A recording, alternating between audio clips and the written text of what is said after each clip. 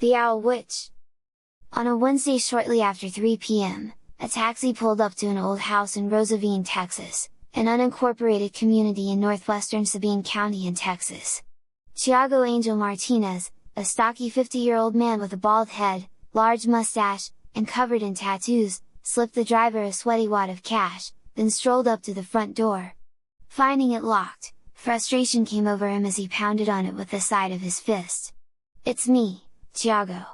Open the pinche puerta, fucking door." A middle-aged woman opened the door. Her eyes grew huge as a worried expression came over her. Tiago wrapped his arms around his wife and pulled her tight. "Big Daddy is home."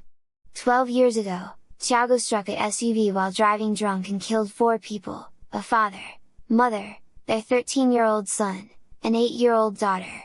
Between the 4 counts of intoxication manslaughter and his 5th DWI, the judge sentenced him to 20 years in prison. After serving 12 years in Texas State Penitentiary in Huntsville, Texas, he was released early for good behavior. Being in an abusive marriage for the last 18 years, Maria not only felt no emotions toward Tiago, but she was also frightened of him. "Sorry, T, I didn't know you were getting out today. I would have picked you up." "It's all good, baby. I wanted to surprise you." He glanced over her shoulder. "Where is Diego?" Diego was Tiago's 17-year-old son. "He's still at school." "Good. I need some panocha." She pushed away from him. "Maybe later. Diego will be home soon." As he followed her into the house, he grumbled, "Come on, baby. I've been locked up for a long time." "I said maybe later." He shoved her toward a hallway. "Get your ass in the bedroom, woman." Worried Tiago would become upset, she did as instructed. 15 minutes later, Tiago strolled into the kitchen butt naked and opened the refrigerator. His entire body from his neck to his feet showcased gang-related and prison-style tattoos. "Where's the cerveza?" Sitting on the edge of the bed distraught, Maria remained quiet. "I asked you a fucking question." "We don't have any." He glanced inside a cabinet where he kept his liquor. "Where in the fuck is my tequila? I threw it out after you were arrested." The thought of Maria having an affair crossed his mind. He stormed into the bedroom and glared at her. "Have you been fucking someone while I've been locked up?" "Of course, not. Why would you think that? You're acting guilty. I can't believe you're accusing me of something like that. All I've done in the last 12 years is worked my ass off to keep up with the bills since you weren't around." In a fit of rage, he grasped her by the hair and jerked her to the feet. "What the fuck did you say to me, you fucking puta? Please let go! I didn't mean anything by it." The front door opened and slammed shut. "Who in the fuck is that?" "It's Diego. Please let go of me before he sees us." Tiago shoved her onto the bed right as Diego approached the doorway. When he saw his mother's terrified expression and his father's nude body, confusion swept over him. "What's going on?" Tiago frowned. "Glad to see you too, son." Diego, an easygoing teen with a normally mild temperament, scowled when he spotted his mother's smeared mascara. "What did you do to my mom, asshole? You need to watch your mouth, boy! And I'll deal with your ass in a minute." Tiago slammed the door shut. Anger consumed Diego as he stood in the hallway. "If you touch her, I'll fucking kill you." A few minutes later, Tiago jerked the door open wearing blue jeans, a red and black buffalo plaid shirt, a red banana, and white Nike Cortez sneakers. "You ain't gonna threaten me in my house, punk!" Knowing his father possessed a violent temper, Diego muttered as he stomped toward his bedroom.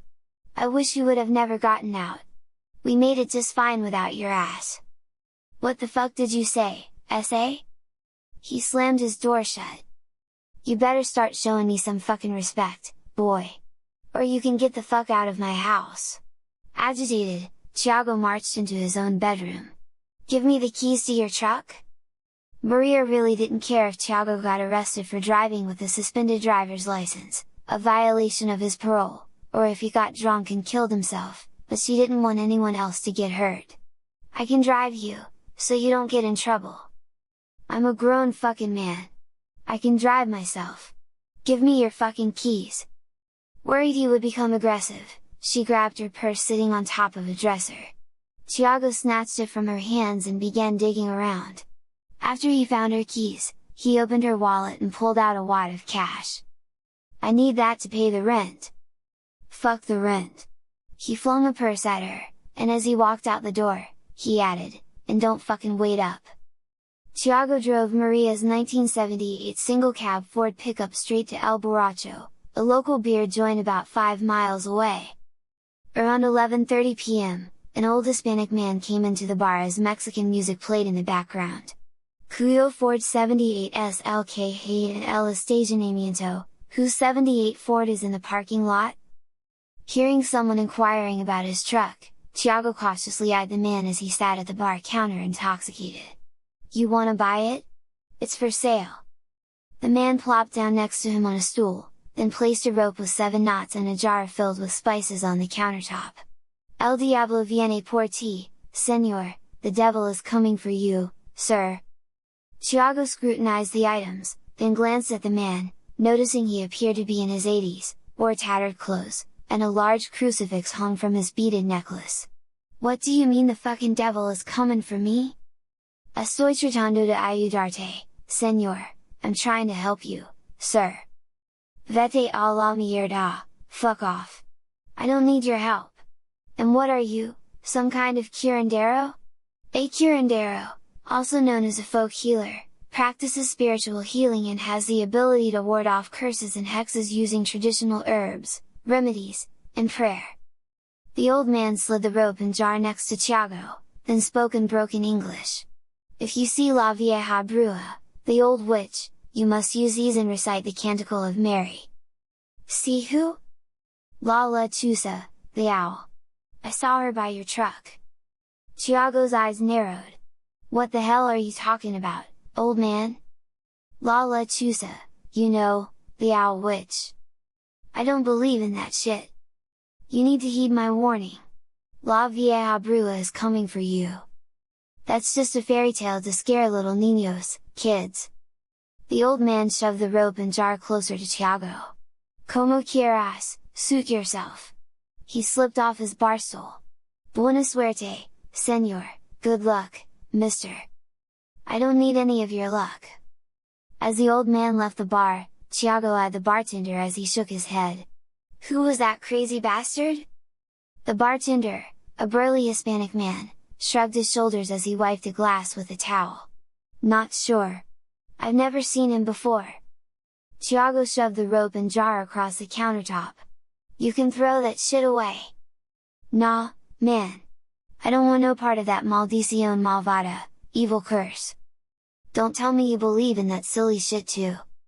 I grew up hearing the stories about Lechuza from my grandfather. It scared the hell out of me when I was a niño pequeño, little kid. According to centuries-old folklore, villagers burned a woman at the stake for practicing white magic. From the ashes, she arose, transformed into a dreadful creature, a large barn owl with the wretched face of an old crone. La Lechuza, as she was known, became a nocturnal specter, haunting the earth, seeking retribution against the wicked under the cover of darkness. I heard the same shit when I was a kid. I think our abuelos, grandparents, made it up to keep us niños, kids, in line. Tiago stumbled as he eased off his bar stool. I'm out of here, amigo, friend. Hey, man! I can't let you drive. I'm good. No, you're not, so give me your keys. I'm not giving you shit. I'm not going to be liable if you kill someone. I need your keys, sir. When the bartender walked from behind the counter, Tiago pulled out a switchblade. I'm not giving you my keys, cabron, bastard! The man quickly shuffled back behind the counter, then pulled out his cell phone. I'm calling the cops! Tiago flung a $20 bill at the man. I'm outta here, pendejo! He snagged a bottle of tequila from behind the countertop. And I'm taking this with me! He staggered across the parking lot over to Maria's truck and quickly sped away. About a half-mile from the bar, he turned onto a rural road to avoid the cops. Not seeing any headlights behind him, he began to relax. As he cruised down the secluded road smoking a cigar, he sang along to the song Estúpido Romántico by the band Maz. About halfway through the song, his eyes caught a glimpse of a creature standing motionless on the side of the road. He didn't have time to make out any of the details, but it appeared to be a large bird that stood around 6 to 7 feet tall. What the hell?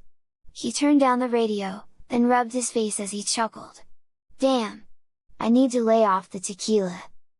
About a quarter mile further down the road, his headlights illuminated the creature again as it stood in the ditch, but this time he noticed it was a large, pale brown owl with the face of an old woman. As she remained motionless, she seemed to be glaring right at him as he drove past her. I must be seeing shit, he thought. He quickly glanced into the rearview mirror, but only saw the red glow of his taillights on the asphalt. Then to his horror, his headlights illuminated the bottom of the creature as it flew over his truck. Its 15-foot wingspan made a loud swooshing sound as it disappeared into the darkness in front of him. Terrified, he slid to a stop, then quickly turned around in the ditch and began heading in the opposite direction. Panic consumed him. Not only did he come to realize the story of the Lechuza wasn't just folklore, but he found himself isolated on a rural country road in the middle of the night.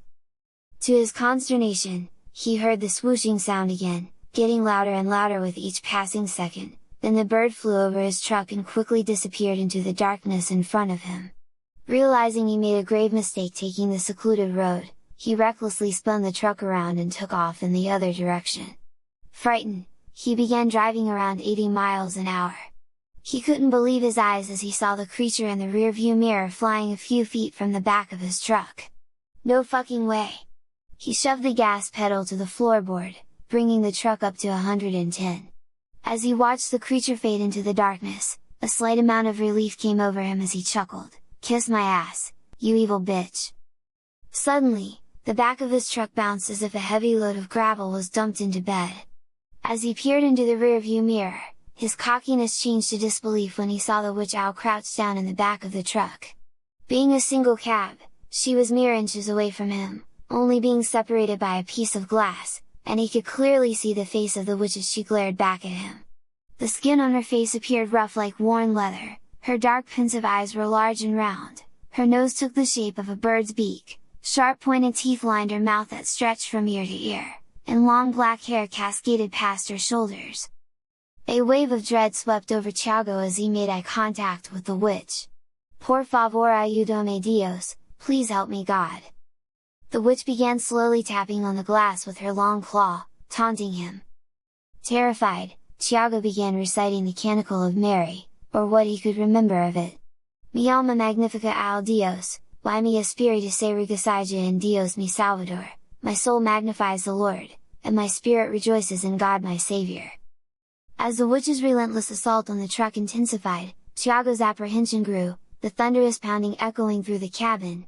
He watched in fear as cracks spiderwebbed across the rear window, threatening to shatter at any moment. Determined to shake her off, he jerked the wheel forcefully, attempting to dislodge the witch from the bed of the truck. But his dismay only deepened when she climbed atop the vehicle and started pounding on the driver's side window. In a desperate panic, he slammed his foot on the brakes, bringing the truck to a screeching halt on the road. To his surprise, the creature dislodged from the truck and swooped down to the road in front of him, gracefully landing on her feet. With fear and an adrenaline coursing through his veins, he stomped the gas pedal, the engine roaring as he accelerated towards the witch. But at the last moment, with an eerie agility, she leapt into the air, vanishing into the abyss of darkness. Panic-stricken, Thiago drove at a high rate of speed, his heart pounding in his chest, as he frantically headed toward the sanctuary of his home. El Mexicano Loco! Consumed with terror, Thiago sped down his residential street, showing no regard for innocent bystanders that could step out from between a parked vehicle at any moment. When he approached his house, he slid sideways in the street, lost control of the truck, and crashed into the garage door. A moment later, Maria and Diego came out of the house. When she opened the driver's door and observed Thiago was unharmed, anger swept over her. "Damn it, Thiago! Look what you've done to my truck and garage door!" Exhibiting a frightened expression, he quickly leapt from the seat while grasping the bottle of tequila. "La vieja brua tried to kill me! What old witch? Lechuza. He frantically looked around, scanning the back of the truck first, then the top of the house and sky. She's around here somewhere. An aggravated expression came over Maria as she eyed the bottle of tequila. You're drunk. No, I'm not. I mean, I was, but I'm not now. An old curandero at the bar warned me Lechuza was coming for me, but I didn't believe him. Lechuza is just a fairy tale. No, she's not. I saw her with my own eyes. Lechuza is real, baby. And she's after me. Please help me. That's just the liquor talking. I'm telling you the truth, baby. I swear to Dios, God. Maria glanced at Diego as he stood off to the side. Go back in the house. When he walked away, she redirected her attention back to Tiago. You need to leave. Leave? I don't want you staying here anymore. Anger came over him. Fuck that. This is my fucking house. I'm not going to debate it. I don't want you around, Diego. As she berated him, Tiago heard a swooshing sound coming from the darkness above. Do you hear that? Are you even listening to me? Shh! Don't shush me! Do you hear that? I don't hear anything. He shoved her toward the front door. Get your ass in the house, woman! La pinche lechuza brua, the fucking owl witch, is here! Tiago slammed the front door shut, then retrieved a double-barrel shotgun from his bedroom closet and shoved a handful of 12-gauge shells into the front pocket of his pants. Frightened, Maria motioned to Diego. Grab whatever you need, we're leaving!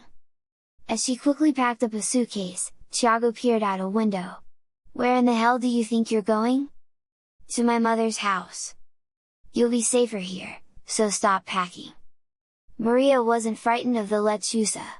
Tiago, the real monster, was the reason she wanted to leave, but she couldn't tell him that in fear he'd become aggressive.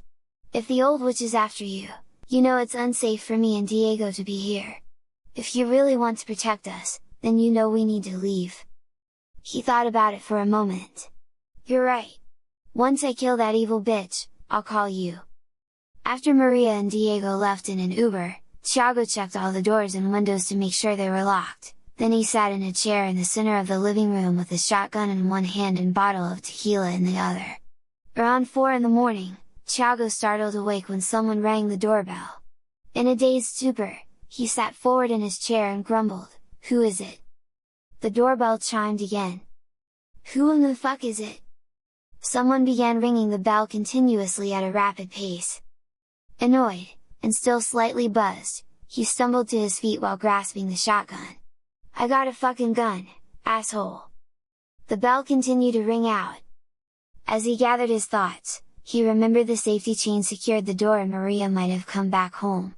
"Sorry, baby! I'm coming!" The bell stopped ringing right before he swung open the door. He stomped onto the front porch with his shotgun, and when he didn't see anyone, the thought of teenagers playing doorbell ditch crossed his mind. "You pinche cabronas, fucking bastards, better stay away from my house!" As he gazed into the darkness, he detected a scratching sound emanating from the roof. "I know you motherfuckers aren't on top of my house!" He stormed down the steps and into the front yard. When he gazed up at the roof, his heart seemed to stop when he saw the moonlight illuminating the old witch as she sat perched on the ridge. Santo mierda, holy shit! He dashed back into the house and slammed the door shut. A moment later, he began to hear a tapping sound emanating from a window. When he pulled the curtains to the side, he saw the witch staring back at him. "What the fuck do you want, you evil bitch?" As she glared at him with hollow eyes, she thumped the window with her claw, cracking the glass. Tiago released the curtains and quickly fired both barrels toward the window, blowing out the glass. Gunsmoke lingered in the air as he pulled the curtain to the side with the end of his shotgun. Aggravation swept over him when he didn't see her body lying on the ground. Then to his frustration, he heard a tapping sound coming from another window. He quickly loaded the shotgun and blasted the window. A moment later, a tapping sound emanated from a third window. No sooner than he shot it out, a tapping sound echoed out from a fourth window. He started to shoot, then paused as he concluded the witch was just toying with him. "Fuck you, vieja puto, old whore! If you try to come in here, I'll blow off your fucking head. Suddenly, the lights went out. Now surrounded by darkness, a feeling of doom swept over Thiago. Then to his consternation, he heard the back door squeak open. In a panic, he rushed into a small coat closet and hid. He could feel his heart pounding in his chest as the creaky floorboards gave away the intruder's movements. As Thiago held his breath, trying to remain as quiet as possible, the footsteps stopped right outside the closet door. His mind raced with possibilities of what could happen next. A moment of silence followed, and then he heard a faint growl. A few minutes later, the footsteps retreated, then the back door slammed shut. Thiago breathed a sigh of relief, grateful for his narrow escape, but remained in the closet for several more hours.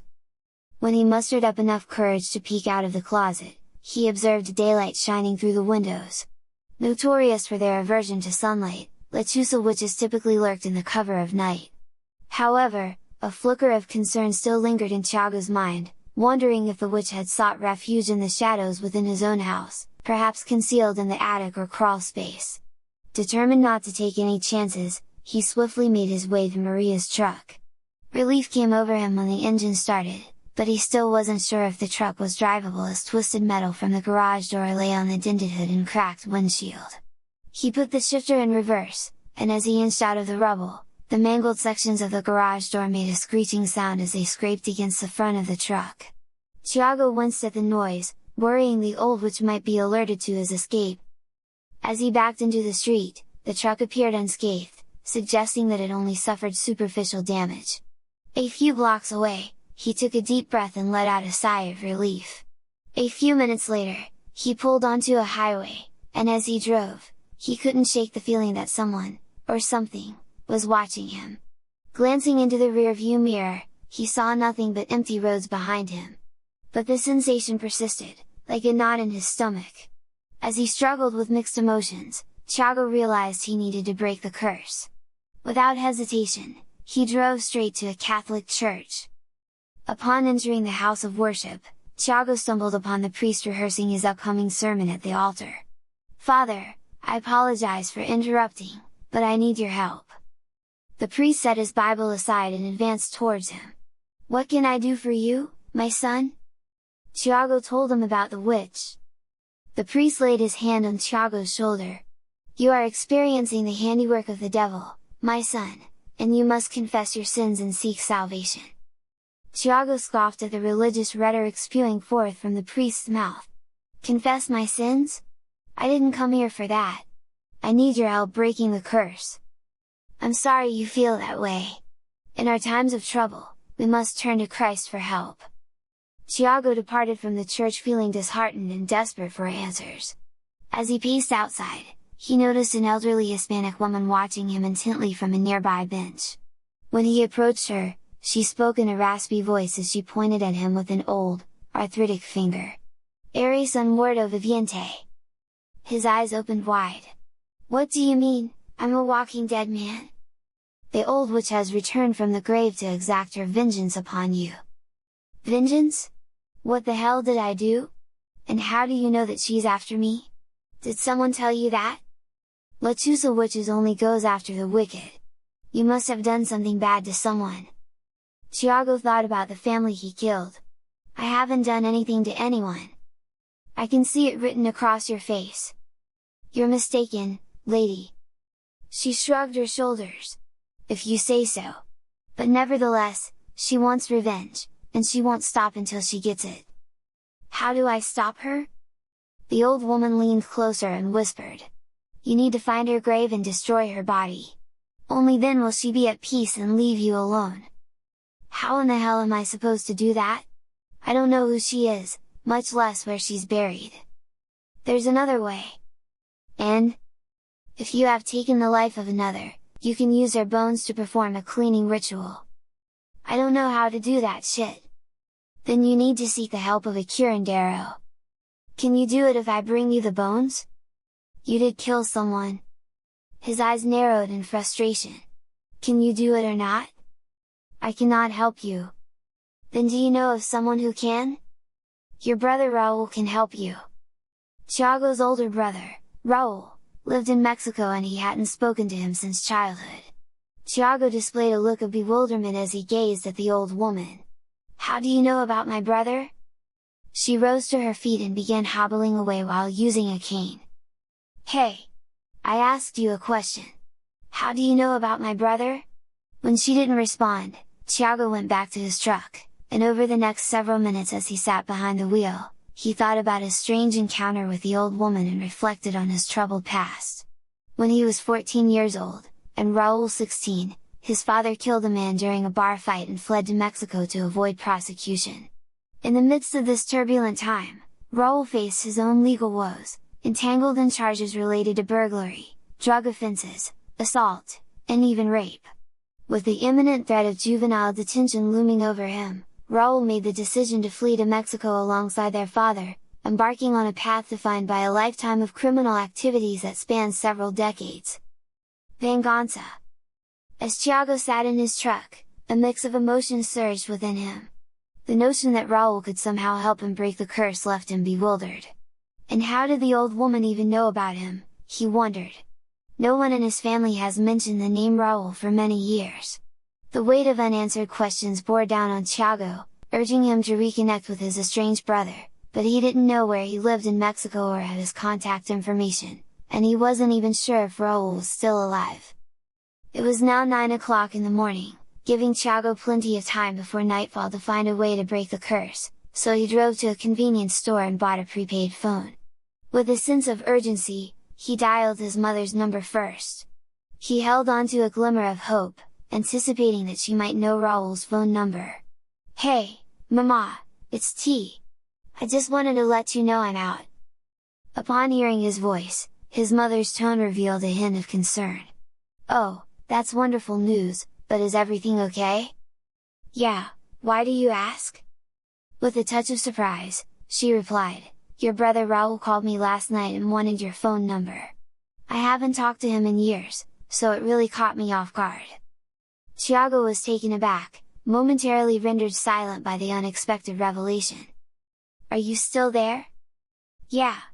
It's just strange that he called you, because I was actually calling to see if you had his number." Concern laced his mother's words as she cautioned, "I hope you're not planning on getting wrapped up in his world. You've already spent enough time in jail." "No, Mama, it's not like that. I've just been thinking about him lately. That's all." She sighed. "Okay. Just use your best judgment." After she gave him Raul's phone number, she asked, "How's Maria and Diego? I haven't seen them in a while." "They're fine. What about you? How are you doing?" "It's all good. I like to talk more and catch up, but I'm at the probation office and they just called my name." "Okay, baby. Please call me later." "Will do. Love ya, Mama." "Love you too, baby." After she hung up, Tiago's hand trembled as he slowly dialed Raul's number, his heart pounding with a mix of anticipation and anxiety. The weight of uncertainty settled upon him, for it had been a long time since he talked with his brother. The vast expanse of time and distance created an emotional chasm between them, leaving Tiago unsure of how to navigate this unexpected reconnection. An older man with a deep voice answered. "Sí, yeah? Is this Raul? ¿Quién es esto? Who is this?" "It's your brother, Tiago." "Hey, bro! I can't believe it's actually you," he laughed. "And you sound old as fuck, SA. I didn't recognize your voice." "I know, man! It's been like almost 40 years. And you sound old as fuck too. I thought I had dialed a nursing home." "It's good to hear you still have your sense of humor, bro." With the men breaking the ice, a wave of relief swept over Tiago. "Hell yeah, man! I can't believe it's been this long since we've talked. Time flew by like a motherfucker." "It's just life, man. Sometimes shit gets in the way of the important stuff." "How's Pops doing?" "He married some young chica and has a different family now. I haven't talked to him in like 20 years. That's fucked up. You know how Pop was. He didn't give a shit about us or Mom." "Speaking of Mom, I was surprised when she said you called and wanted my number. But the crazy thing is, I called her to see if she had your number. Yeah, bro. I've been having these fucked up dreams about you. What kind of dreams? Esa vieja bruja loca, this crazy old witch, was chasing you. The shit seemed real as fuck, bro, like your life is in some kind of danger. Tiago's heart felt like it skipped a beat as he remained silent. Are you still there? Yeah, man.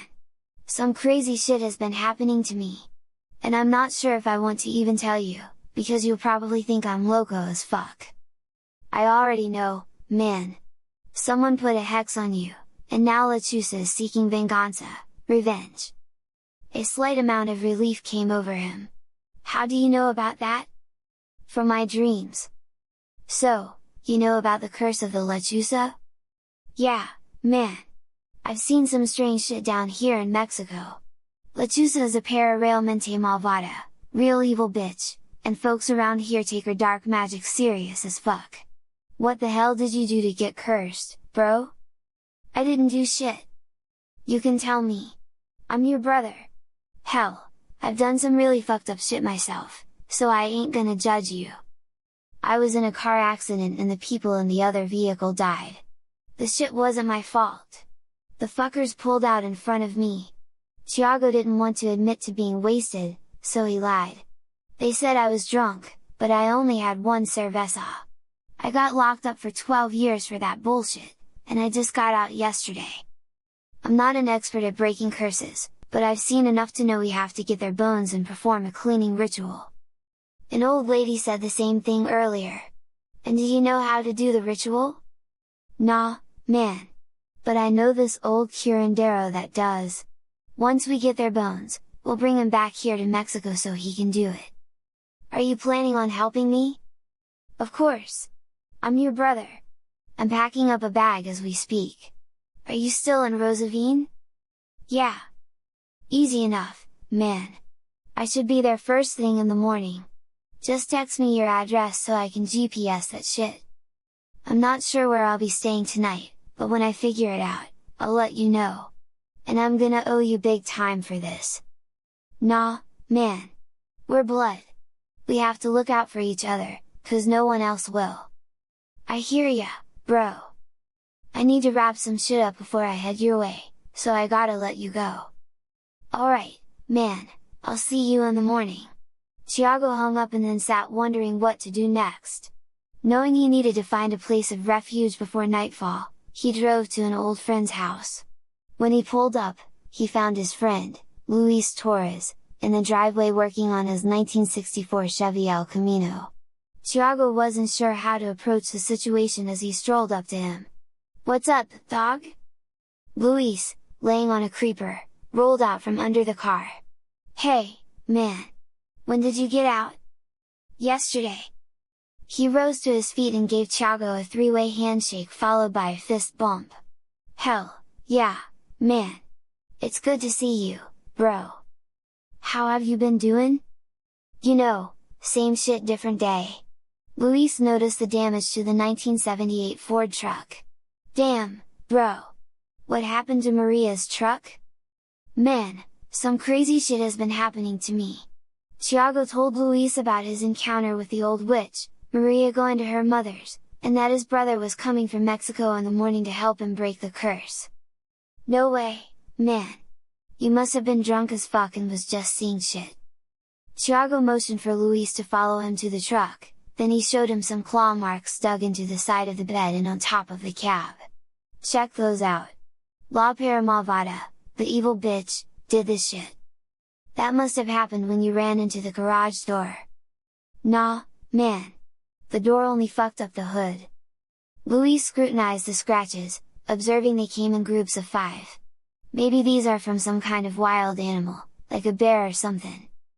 "There ain't no fucking bears around here!" "I don't know, bro! Lechuza is just a fairy tale." "I thought the same shit until last night." "And Raul actually believes you?" "Yeah! That's why he's coming! And I need a place to crash until then." "That's fine, bro! You can stay on the couch." Luis lived with his grandmother Rosa. "And Mamita Rosa will be home later, so don't say anything about La Pinche Lechuza Brua, the fucking owl witch. She gets real weird about that kind of shit. Okay, bro, I won't. Later that evening around 7 o'clock, Rosa came through the front door as Thiago and Luis sat at the kitchen table playing cards. Displaying a frightened expression, she marched up to them using a cane and pointed at Thiago. Davis irte ahora. Luis sat back in his chair. Why does he have to leave? Está maldito. Cursed? Why would you say that, mamita? She pointed her cane at Thiago. The old witch is coming for you. You must leave now. Thiago's eyes opened wide. How do you know that? Los mirlos te siguen, the blackbirds are following you. What do you mean blackbirds are following me? Her hands shook as she spoke in broken English. They are the eyes of La Vieja Brua during the daytime. She knows you're here and you must leave before you maldicenos, curse us too. Not wanting to upset his grandmother further, Luis tossed his cards on the table. Sorry, bro. You're gonna have to find another place to stay. It's all good, man. As Thiago and Luis walked outside, Rosa began rubbing oil on the front door frame, anointing her house, as she chanted scriptures. Luis followed Thiago to his truck, then leaned against the bed. Sorry, man. But I told you Mamita gets weird about that kind of shit. The sound of birds squawking and chattering caught Thiago's attention, then a look of apprehension came over him when he noticed hundreds of blackbirds were circling in the air above, sitting in nearby trees, and roosting on the peak of the roof. Oh, shit! She wasn't lying about the damn birds! Luis glanced up at the sky for a moment, then at the roof of his house. That's strange as fuck! A worried expression hung from his face as he glanced back at Thiago. Damn, bro! I thought you were loco, but maybe you are cursed. I wasn't making this shit up. What the hell are you gonna do? First, I need to find a place to get through the night, then me and Raul will take care of that evil bitch tomorrow. I hope it works out for you, bro! Rosa yelled out as she stood in the doorway while shaking her finger. Tienes que irte ahora. You need to leave now. Luis gave Thiago a quick fist bump. Yeah, man! You better get going before Mamita has a heart attack!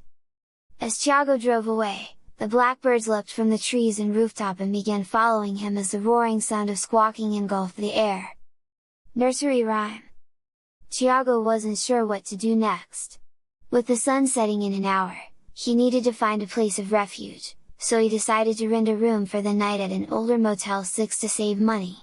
After making his payment, and as he walked across the parking lot toward his room, he came upon a group of young kids playing jump rope while singing a creepy nursery rhyme. In the darkness of the night, when the moon shines bright, beware of the old owl witch, who flies with eerie might. Her feathers black as coal, her eyes red as fire. She preys upon the wicked, with a hunger so dire. La Lechuza, La Lechuza. She'll snatch you up with glee, take you to her dark domain, where you'll never again be free. So, stay close to your home. Lock all the doors tight, for the old owl witch will come for you tonight. Thiago gazed at the kids with a look of bewilderment. Why are y'all singing that? They paused, standing motionless while staring back at him with deadpan expressions, then one of the kids pointed at him. Dead man walking! What the hell did you say to me? The kids went back to jump roping. I asked you a question. They ignored him as they began singing a modified version of the nursery rhyme. In the darkness of the night, when the moon shines bright, beware of the old owl witch, who flies with eerie might.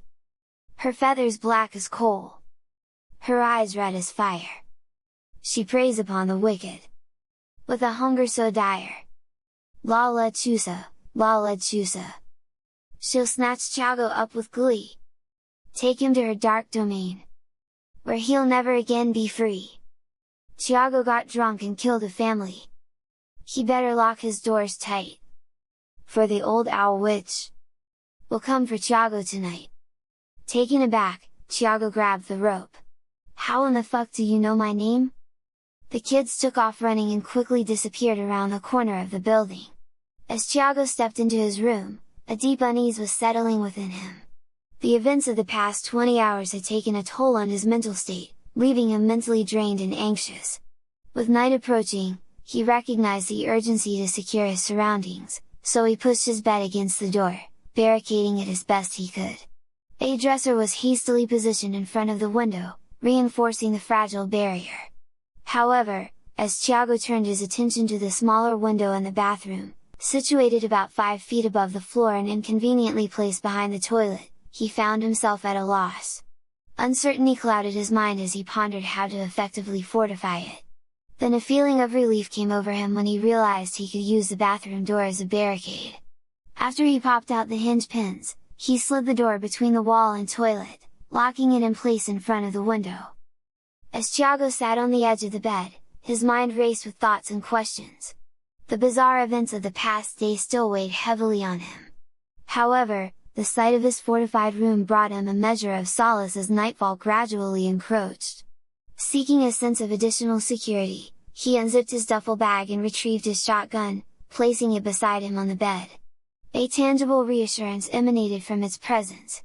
Then he reached for the bottle of tequila he had taken from the bar, its amber liquid serving as a companion to his troubled mind. Thiago's eyes shot open as he jolted awake, his momentary slumber disrupted.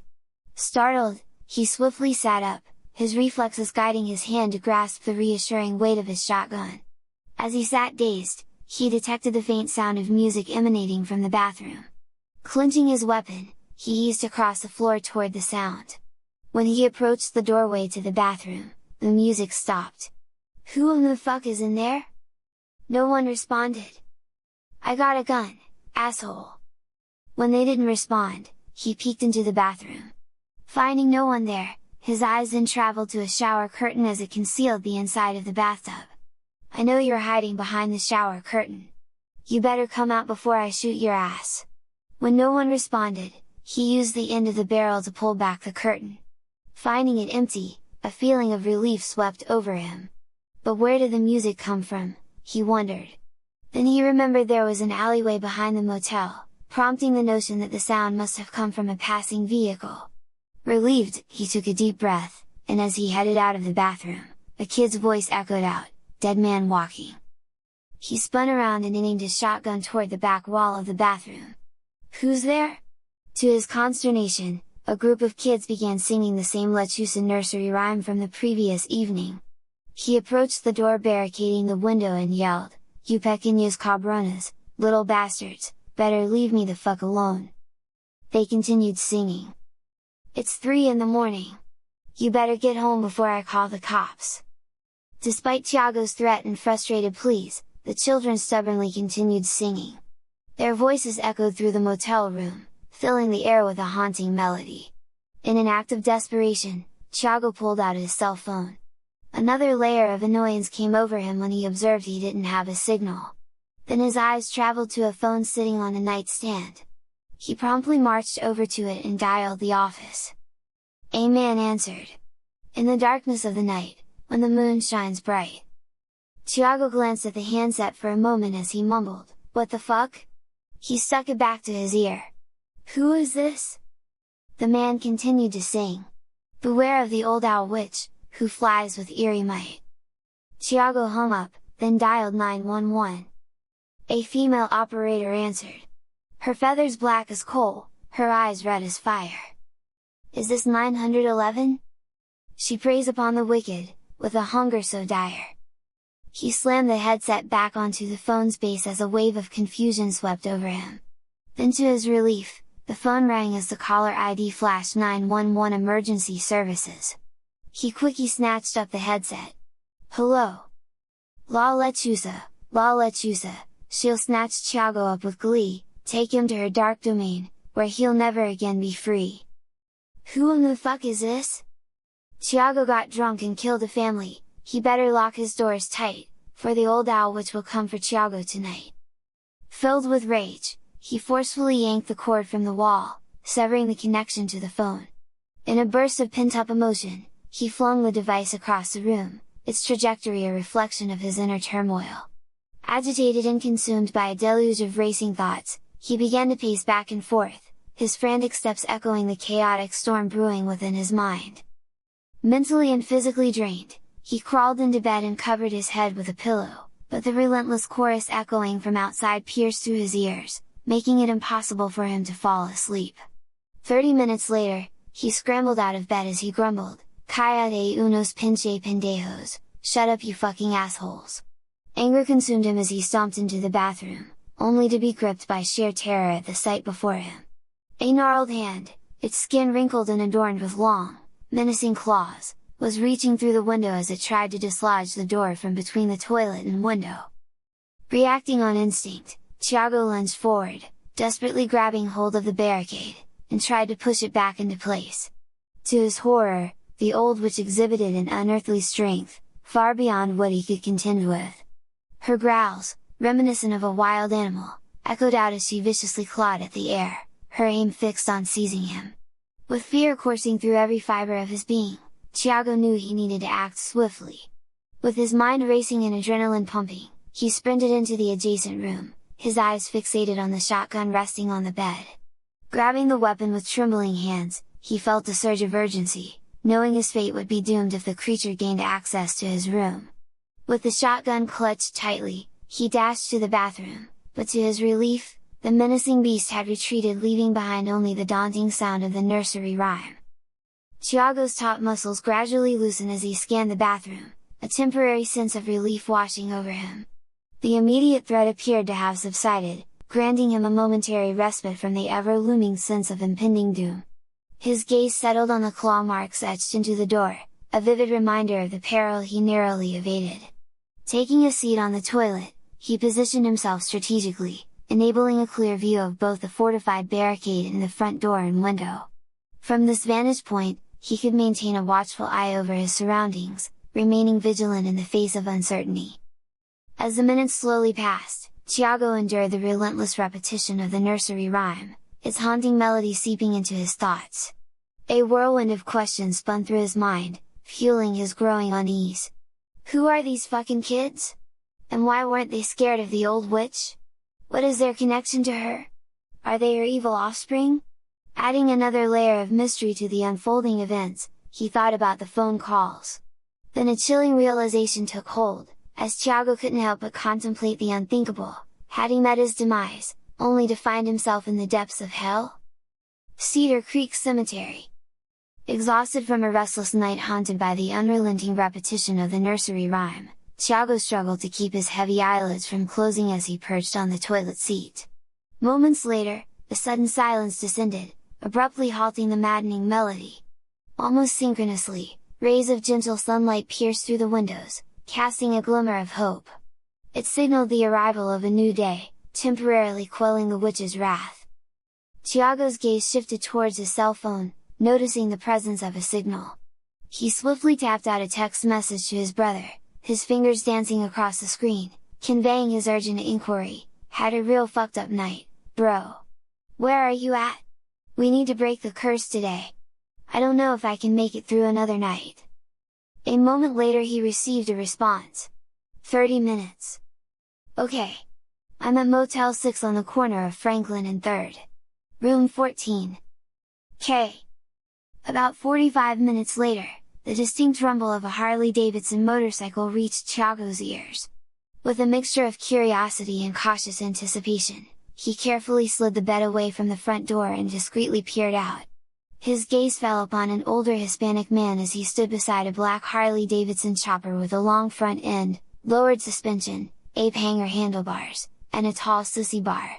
The man exuded an air of ruggedness, clad in faded blue jeans and a black leather jacket. A vibrant red bandana adorned his head, while shades concealed his eyes. His appearance was characterized by long salt and pepper hair, a thick mustache, and weathered, leather-like skin, hinting at a life shaped by experiences. Tiago eased out the door. "Raul?" A broad smile illuminated Raul's face as he reached out to firmly shake Tiago's hand. "Hey, bro!" The handshake quickly transitioned into an enthusiastic embrace, their bodies forming an inverted V shape, accompanied by a few friendly pats on the back. "Good to see you, man! Raoul stuck a cigarette in his mouth. So, what the fuck happened last night? Tiago ushered Raoul into his room, a sense of urgency in his movements. He gestured towards the claw marks scratched onto the door, evidence of the unsettling events that had unfolded. With a determined tone, he began recounting the harrowing details, explaining everything that had transpired, leaving no detail unspoken. Raoul listened attentively, his expression transitioning from curiosity to concern as he absorbed the gravity of Tiago's words. "Damn, bro! We gotta find those bones and get him back to Mexico." "So, you believe me?" "Of course! I told you I've seen some crazy shit! Do you know where the family is buried?" "Yeah! They're in a graveyard that's just a few miles from here." "Alright, man! Let's get this shit done!" As they drove out of the parking lot in Maria's truck, Tiago's eyes caught sight of a group of kids gathered in a nearby field. A surge of recognition mixed with frustration welled up within him. "Check that shit out! That's the fucking brats from last night!" Raoul, glancing in the same direction, quickly noticed the mischievous grins adorning their faces as they glared back at him while standing motionless. A sense of unease prickled at the back of his neck as he observed their unsettling demeanor. "What the fuck? They are some evil-looking motherfuckers! Should we go over there and talk to them?" "Nah, man! Let's just get to the cemetery!" As Tiago pulled onto a street, Raoul glanced out the rear window, noticing one of the kids was ominously running his thumb across the front of his neck. The gesture sent a chilling message, symbolizing death and instilling a sense of doom within Raoul. "Damn, bro! We need to get this shit done as soon as possible!" 30 minutes later, Tiago steered the vehicle through the entrance of a cemetery, the tires rolling over the gravel path. Raoul's gaze shifted towards the surroundings, his eyes scanning the weathered and intricate wrought iron fence that enclosed the sacred grounds. Stone walls sat on each side of the main entrance, and on top of them sat a large, wrought iron arch. Below the arch hung a sign that read, "Cedar Creek Cemetery." A sense of awe and curiosity enveloped him as he took in the scene. "How old is this place?" "I don't know. I've never been here before. In fact, I don't even know where they're buried." "Are you sure they're here?" "Yeah!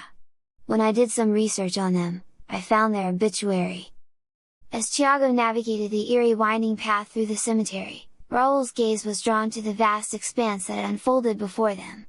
The sheer size of the cemetery struck him, its vastness stretching out into the distance. The tombstones, weathered and aged, marked the resting places of countless souls. The magnitude of the cemetery left Raoul in awe. "How in the fuck are we gonna find them?" "I'm not sure. I didn't expect it to be this size." A moment later, Raoul's eyes caught sight of an old man diligently hand-digging a grave in the distance. "Check out that dude! We can ask him!" Tiago, a bit hesitant, voiced his concerns. "That might make us look suspicious." "I got an idea! Stop the truck!" When Tiago came to a stop, Raoul quickly jumped out and retrieved some fresh flowers from a nearby grave. A mischievous grin played across his face as he held them up. "We'll just tell the fucker we're friends of the family." "Good thinkin', bro!" With renewed determination, Tiago pulled up alongside the man and rolled down his window. "Excuse me, sir." The man, dressed in dirt-stained blue jeans, a red flannel shirt, and distressed work boots, turned his attention towards the truck. Atop his head sat a battered cowboy hat, its brim weather-beaten and frayed, bearing witness to the countless hours spent under the sun's scorching rays. Long strands of grey hair flowed down his shoulders, a testament to a life enriched with wisdom and experience. The creases and lines etched on his face revealed the passage of time, while his tan, weathered skin spoke volumes about his toil in the unforgiving elements. With a calm and rugged presence, the old man approached the truck, his eyes filled with curiosity. "How can I help you?" "We're looking for the Dawson family. We're close friends of theirs. They were buried here about 12 years ago." The old man scratched his chin as he thought. "Oh, yeah! John and Martha, and their 2 kids, Ethan and Chloe." He paused for a moment, his gaze sweeping across the sprawling expanse of the cemetery. With a knowing nod, he extended his hand and pointed toward a specific direction, his voice filled with a hint of wisdom. Spring Grove Lane, Section 12, Lot 4, spaces 7 through 10. Tiago, feeling overwhelmed by the sheer size of the cemetery, gazed at the old man with confusion etched on his face. And where exactly is that? From his shirt pocket, the man produced a stack of neatly folded papers. Carefully selecting one from the group, he unfolded it, revealing a detailed map of the cemetery. With a steady hand, he retrieved a pencil from his pocket and circled a specific area on the paper, marking their intended destination before handing it to Tiago. "It's a shame what happened to that family," the old man remarked, his voice filled with a tinge of sorrow. Tiago's heart sank as he heard those words, for he knew he was the reason the family was there. However, contrary to expectations, remorse did not fill his heart. Instead, a bitter undertone coursed through him, a direct result of the 12 long years he spent behind bars. The weight of the past and the hardships endured during his time of confinement had left an indelible mark, fueling a sense of resentment that overshadowed any guilt he might have felt. Tiago scrutinized the map. "Thanks! This makes it a lot easier. I'm Ben Hamilton, the gravedigger. I'm here all day, every day, so if you need anything else, don't hesitate to ask." "Will do!" As Tiago pulled away, he handed the map to Raul. "Hell yeah, man! That was easy as fuck!" While Tiago drove, Raul used the map to guide them along the winding paths of the cemetery. When they finally reached their destination, they parked the truck and stepped out, making their way toward the graves that awaited them. As Tiago stood before the tombstones, a surreal and haunting sensation washed over him. His gaze fixed upon the names engraved into the cold granite: John, Martha, Ethan, and Chloe. Raul took notice of the ages etched beside their names: Ethan at 13, Chloe at 8. Sensing his brother's distress, he spoke with an empathetic tone, attempting to provide solace. "Accidents happen, bro. You didn't do this shit on purpose." Reluctant to bear the full burden of guilt, especially since he knew the accident was ultimately his fault, Tiago nodded, his expression guarded. "Yeah, man," he replied, his voice tinged with bitterness. "I just wish they hadn't pulled out in front of me. It cost me 12 years of my life." His words revealed the deep-seated resentment he harbored, the belief that circumstances beyond his control had unjustly robbed him of precious years. The pain of the past lingered, its grip on his heart unyielding, refusing to release him from its torment. Raul placed the flowers next to Chloe's tombstone. "Now that we know where they're buried at, we need to figure out how we're gonna dig them up. And with that old man hanging around, we'll have to come back tonight." A look of concern came over Tiago. "Tonight? That's when that evil bitch will be out." "Don't sweat it, bro. I brought some protection." "What kind of protection?" 12-gauge shotgun rounds loaded with a mixture of salt, spices, and coffin nails. "Will that shit work?" "According to Santiago it will. He's the one who gave them to me." "Who in the fuck is Santiago?" "The old curandero who lives in my town. He's also the one who's gonna perform the cleaning ritual." Tiago redirected his focus back to the graves. "I didn't think this shit through. How in the hell are we gonna dig up 4 graves?" Raul nodded toward a backhoe parked under a large oak tree. "Check out that backhoe! I saw it earlier when we first got here. We can use that." "I doubt it even works." Raul noticed the machine appeared to be just a few years old, and on the side was an orange decal that read, "Mahan Rentals." "It's a rental, so I bet it does." "Then why isn't that old man using it?" "I don't fucking know. Maybe his ass likes digging graves by hand." He thought for a moment. "You know what? Some contractors probably rented it." Tiago scanned the cemetery. "I don't see any work going on. Maybe they haven't started yet." He nodded. "Let's go check it out." Tiago and Raul nonchalantly strolled over to the backhoe. Finding the key in the ignition, Raul reached for it, but a worried expression came over Tiago. "Hold up, bro! That old man might hear it." "Fuck him!" Raul turned the key, and when the engine fired up, he quickly shut it off. "Hell yeah, bro! We're gonna use this shit!" He held up the map. And now that we know where the family is at, we'll be in and out in no time. A huge amount of anxiety drained from Thiago. This is gonna be easier than I thought. When they got back in the truck, Raoul studied the map for a moment, then pointed. Go that way? But the gate is the other direction. I know, but I want to see if there is a back entrance. As they drove along the backside of the cemetery, Raoul observed the wrought iron fence ran around the entire perimeter, and he could see the surrounding property was heavily wooded. Damn! Looks like we're gonna have to come in from the front. We could rent one of those gas-powered cut-off saws and cut the fence. Raoul pulled out his phone and opened Google Maps. Nah, man! It's too wooded. I'm not walking through that shit. We could bring some machetes and cut a path. Fuck that! We'll just sneak in from the front.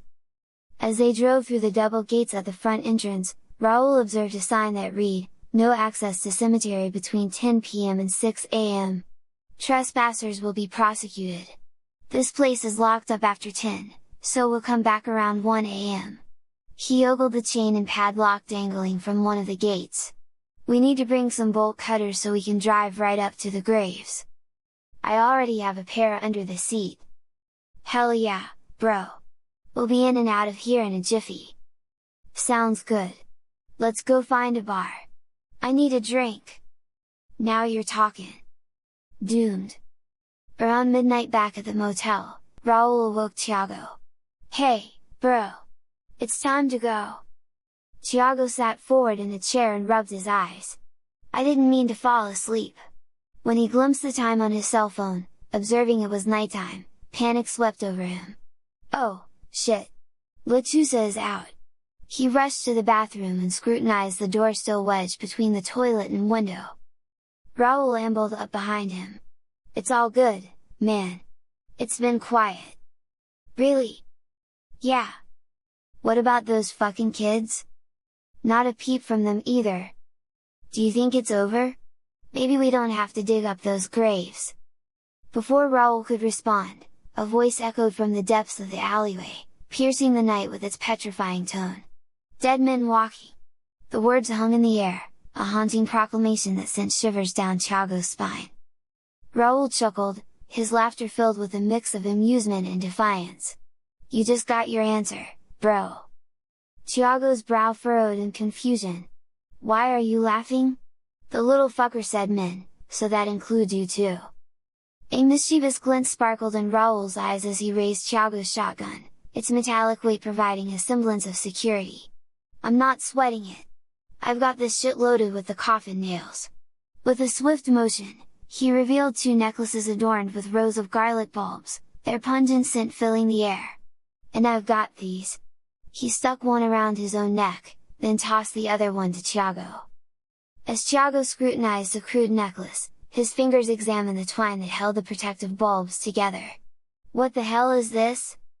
Santiago made these for us to ward off evil spirits. That's why that old bitch hasn't come around. I thought this shit only worked for vampires. You watch too much TV, bro. And maybe she's just waiting for us to leave the room. Nah, man. Santiago is a well-known curandero. He's like 100 years old and his juju is strong. With these garlic talismans and the coffin nails, that old bitch won't dare to come near us. Thiago felt a small surge of relief wash over him, hope glimmering in his eyes. I hope you're right, man. Raoul confidently pushed the bed away from the front door and stepped outside, his arms outstretched as if embracing the night. The moonlight cast shadows across his face as he slowly rotated, firmly clutching the shotgun. See, it's all good, man. Thiago hesitantly leaned against the doorway, his gaze fixated on the dark expanse above. You're crazy, bro! Raoul's eyes twinkled with a blend of mischief and resolve. Don't be scared! That bitch ain't coming near us as long as we have Santiago's magic with us! Together, they stood in the night, armed with the symbols of protection and defiance. The shotgun held the promise of earthly defense, while the garlic necklaces embodied the ancient wisdom passed down through generations, shielding them by the powerful magic of Santiago's curative touch. Raoul opened the passenger side of Maria's truck. Let's get this shit done, bro! Tiago examined the roof of the motel for a moment, then scrutinized the sky above. When he didn't spot the old witch, he took a deep breath. Okay, man! He climbed into the driver's seat. I'm glad you came. I wouldn't have been able to do this on my own. I'm your brother. I'll always be here for you. When they arrived at Cedar Creek Cemetery, Raoul jumped out with a pair of bolt cutters. After messing with the gates for a few minutes, he climbed back into the truck. The fucking chain is too big to cut, and the padlock is one of those shrouded types. Seriously? Fuck yeah! Didn't you notice that earlier? It's a different chain and lock. But it has enough slack where we can slip between the gates, but we're not gonna be able to take the truck. Do you think that old man saw us messing with the backhoe and swapped them out? I don't think so. If he wanted to keep us out, he would have made sure to keep the gates tight. Raoul pointed to a group of trees on the other side of the road. Let's hide the truck behind that brush. We'll go on foot from here. I'm not walking through that damn cemetery, especially at night. We don't have a choice. I can run through the gates. Nah, man. They're heavy duty. And it will make too much noise. After maneuvering the truck into a concealed spot behind a cluster of trees, Tiago and Raoul quickly disembarked and retrieved their gear. Flashlights in hand, they sprinted back to the entrance of the cemetery, their footsteps echoing through the stillness of the night. Tiago gripped the cold metal of a sturdy tire iron, its weight providing a sense of reassurance in his hands. His eyes scanned the surroundings, ready to confront any lurking threat that dared to cross their path. Raoul, armed with the trusty shotgun, moved beside Tiago with purposeful strides. The weapon embodied a tangible symbol of protection, its presence empowering him with a heightened sense of security. With every beat of his heart, he channeled a primal energy, prepared to defend against whatever malevolent forces they might encounter within the depths of the cemetery. As they slipped through the gates, an unsettling sensation washed over Tiago, causing his skin to prickle with unease. The stark contrast between the moonlit world outside the cemetery walls and the enigmatic darkness within intensified the eerie atmosphere.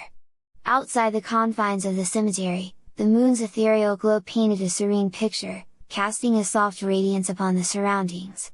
However, as they ventured deeper into the graveyard, the moonlight struggled to penetrate the thick canopy of overgrown trees, leaving the interior shrouded in an impenetrable gloom.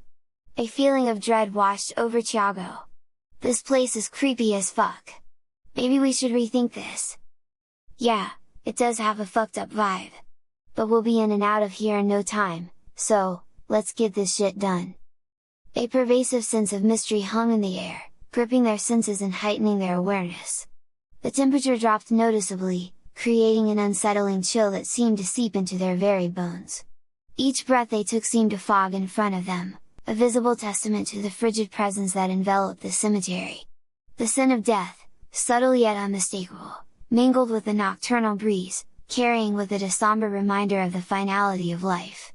It lingered in the air, a haunting perfume that whispered of souls long departed.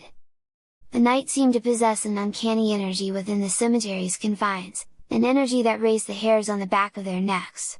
Each step they took carried a weight of trepidation, their eyes scanning the surroundings for any sign of movement or the faintest glimmer of a ghostly presence.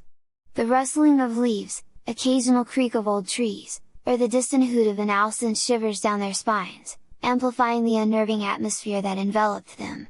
Each step they took felt like an intrusion into the realm of the deceased, as if the spirits watched their every move with a mixture of curiosity and caution. Tiago couldn't escape the overwhelming sense of trespassing in this hallowed realm, where the boundary between the world of the living and the realm of the departed appeared to blur. Within these sacred grounds, the weight of forgotten stories and untold secrets hung heavy in the air, as if the very fabric of time whispered ancient mysteries that yearned to be unraveled. It was a place where the living and the dead converged, their essence intertwining in an ethereal dance of existence.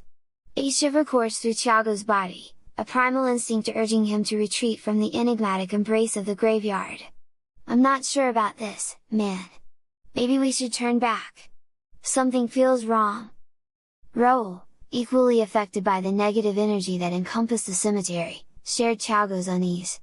Every fiber of his being longed to escape this place of spectral whispers and lingering despair. However, a flicker of determination burned in his eyes as he recognized the grim reality they faced. The bones of the family were the key to breaking the curse that plagued his brother. We don't have a choice. If we're going to break the curse, we have to get the bones. Tiago swallowed hard, feeling the weight of their predicament pressing down upon him.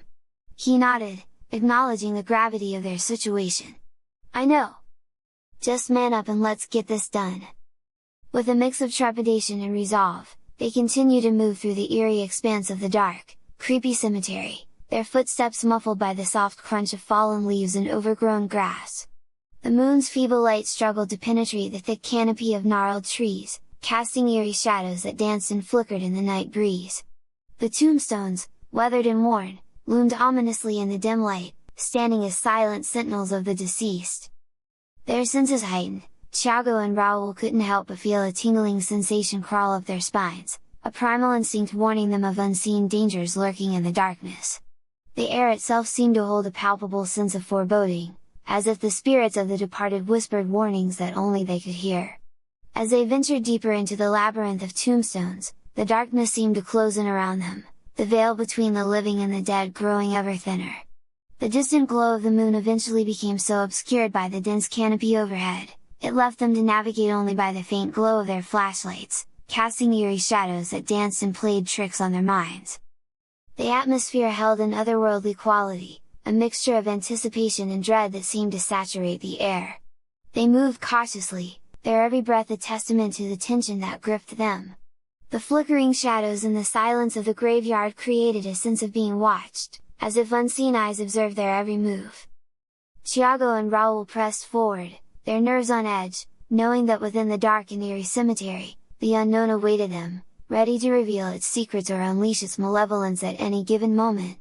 Suddenly, a raven perched in a nearby tree cried out, "Doomed!" Tiago paused in his tracks. "Did you hear that shit?" "Yeah, it's just a fucking bird." It said, "Doomed." "That's just your mind playing tricks on you." "Seriously, bro!" The fucking thing yelled out, "Doomed!"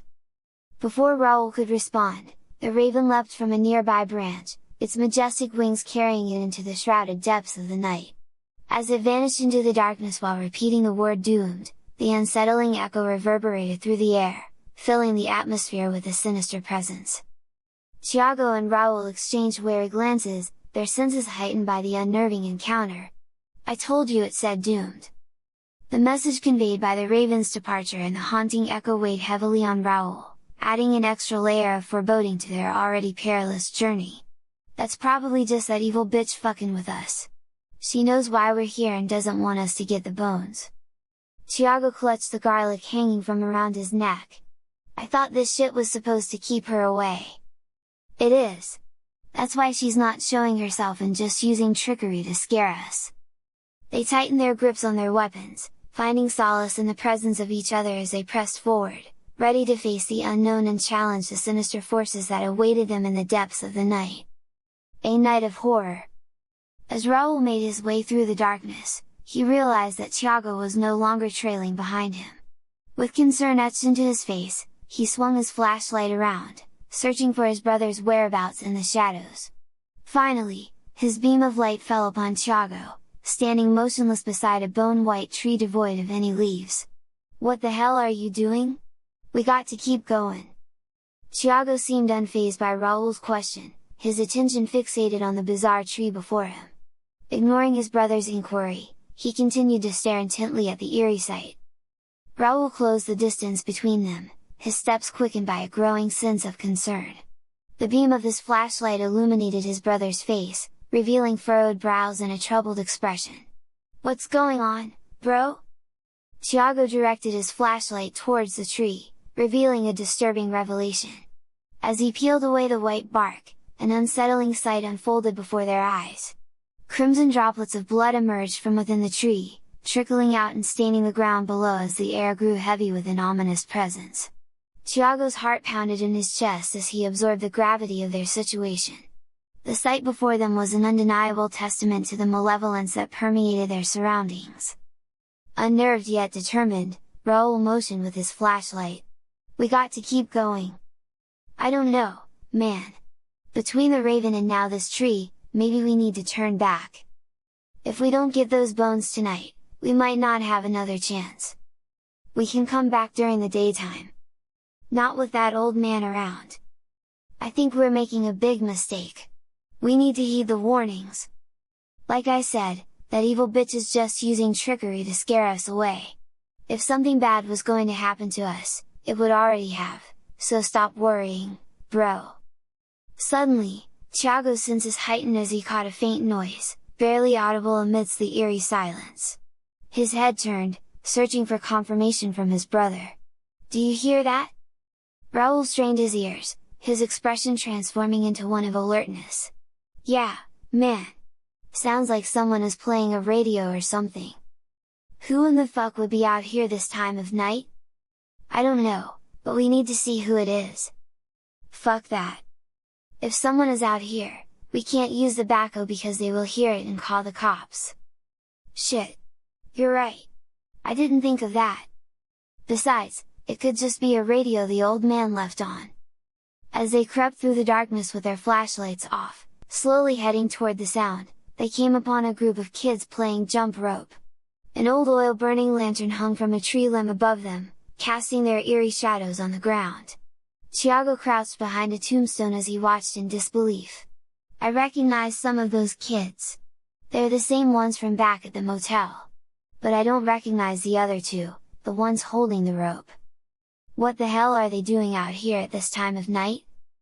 I don't know, man, but it's creepy as fuck!" As Raoul listened closely, he could hear them singing the Lechuza nursery rhyme. La Lechuza, La Lechuza. She'll snatch Tiago and Raoul up with glee. Take them to her dark domain, where they'll never again be free. Tiago got drunk and killed a family. Raoul sold dope and lived a life of crime. La Lechuza is coming for them tonight. So, they better run and hide. Raoul eyed Tiago with a look of consternation. "How in the fuck do they know my name?" "Because they're fucking evil. I'm gonna move in closer to get a better look." "Nah, man! We need to get the fuck out of here! You can hang back, but I'm getting closer to see what the hell is going on." Reluctantly, Tiago trailed behind his brother as they made their way through the darkness, stopping when they were around 30 feet away from the children. Seeking refuge behind a large tombstone, Tiago and Raoul positioned themselves discreetly, their eyes fixed upon the group of children. Dread gripped their hearts as they observed the ghastly appearance of the young ones before them. The children's flesh was decayed, their eyes vacant and hollow, while their tattered and dirt-stained clothing added to the haunting visage they presented. In a horrifying scene, a teenage boy and a young girl twirled what initially appeared to be a thick rope in their hands. However, as Tiago focused his gaze, a surge of revulsion shot through him. It wasn't a rope they spun but the girl's intestine, gruesomely protruding from her rear end. With every rotation, the organ swung in a morbid dance, the sight chilling the brothers to their core. A mixture of shock and repulsion overwhelmed Tiago as he witnessed this grotesque spectacle. The boundaries of their reality seemed to blur in the face of such unimaginable horror. The children's disturbing play painted a vivid picture of the twisted darkness that enveloped his nightmarish realm. "Are you seeing this? They're some kind of zombies or something. There are no such thing as zombies. This is just more of that bitch's trickery." As Tiago's eyes adjusted to the dark, a feeling of dread came over him when he recognized the boy and girl. "Oh, my god! It's the kids from the accident! What are you talking about?" "The boy and girl slinging the intestine. It's Ethan and Chloe. You know, the kids from the car wreck. The Dawson kids." "Bullshit! That's impossible! I'm not fucking with you, bro! It's them! Your eyes are just playing tricks on you!" In a frightening turn of events, the children suddenly halted their eerie game. Slowly and deliberately, they pivoted as one, fixing their vacant gazes directly upon Tiago and Raoul. A wave of trepidation crashed over Tiago, causing a shiver to course through him. The unnerving stillness of the children, coupled with their unsettling appearances, intensified the sense of foreboding that had settled within him. Each passing moment further solidified the realization that they were facing something far more sinister and otherworldly than they could have ever anticipated. "Oh, fuck! They know we're here!" Raoul, attempting to maintain a semblance of calm, refuted Tiago's fear. "There's no way! We're hidden in the dark!" However, their hopes of remaining unnoticed were shattered when the smallest child, a haunting figure with missing eyes, decaying skin, and seated on the ground due to the absence of legs, pointed a bony finger towards the brothers. In a horrifying, ear-piercing shriek, the child wailed out the words that froze their blood. "Dead men walking!" Horror seized Tiago and Raoul as the children began to move towards them, their twisted and disfigured forms sending chills down their spines. Some of the children were surprisingly fast, defying their grotesque appearances, while others struggled with their twisted and deformed limbs, moving at a slower pace. Chloe's intestines dragged behind her as she staggered forward on unsteady legs, while the child with no legs used his arms to crawl along the ground. The scene unfolded like a nightmare, each child's twisted and deformed body intensifying the horror that gripped Tiago and Raoul. It was a tableau of the unimaginable, a visceral manifestation of their deepest fears brought to life. As the children closed in, a chilling realization washed over the brothers. These were not innocent children, but twisted entities that defied reason and comprehension. Raoul leapt to his feet, his voice quivering with panic. "Run!" Tiago followed behind his brother as they chaotically ran through the graveyard, their desperate escape hampered by the darkness that enveloped their surroundings. With each frantic step, they collided with tombstones, the impact jarring their bodies, and stumbled over the uneven ground and treacherous roots that lurked beneath the leaves. Their horror escalated as the growls of the children echoed through the night, resembling feral creatures lurking in the depths of the darkness, taunting them with their haunting presence. Fear surged through their veins, propelling them forward with a desperate determination to escape the clutches of these monstrous entities. As their legs grew heavier and their breaths became deep and labored, Tiago and Raoul stumbled upon an old stone structure nestled in a secluded corner of the cemetery. Driven by sheer terror, Raoul lunged towards the steel door, his waning strength bolstered by the urgency of the situation. With every ounce of energy he could muster, he clasped the handle and exerted a final burst of effort.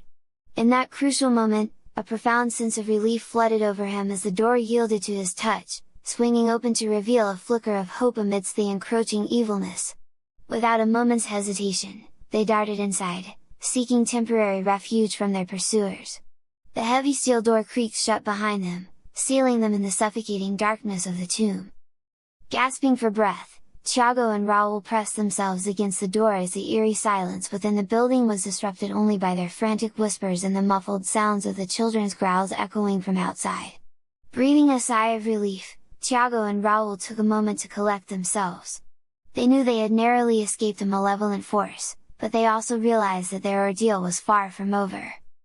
Raoul sank to the ground with his shotgun in hand, keeping his back against the door. "Holy fuck, dude!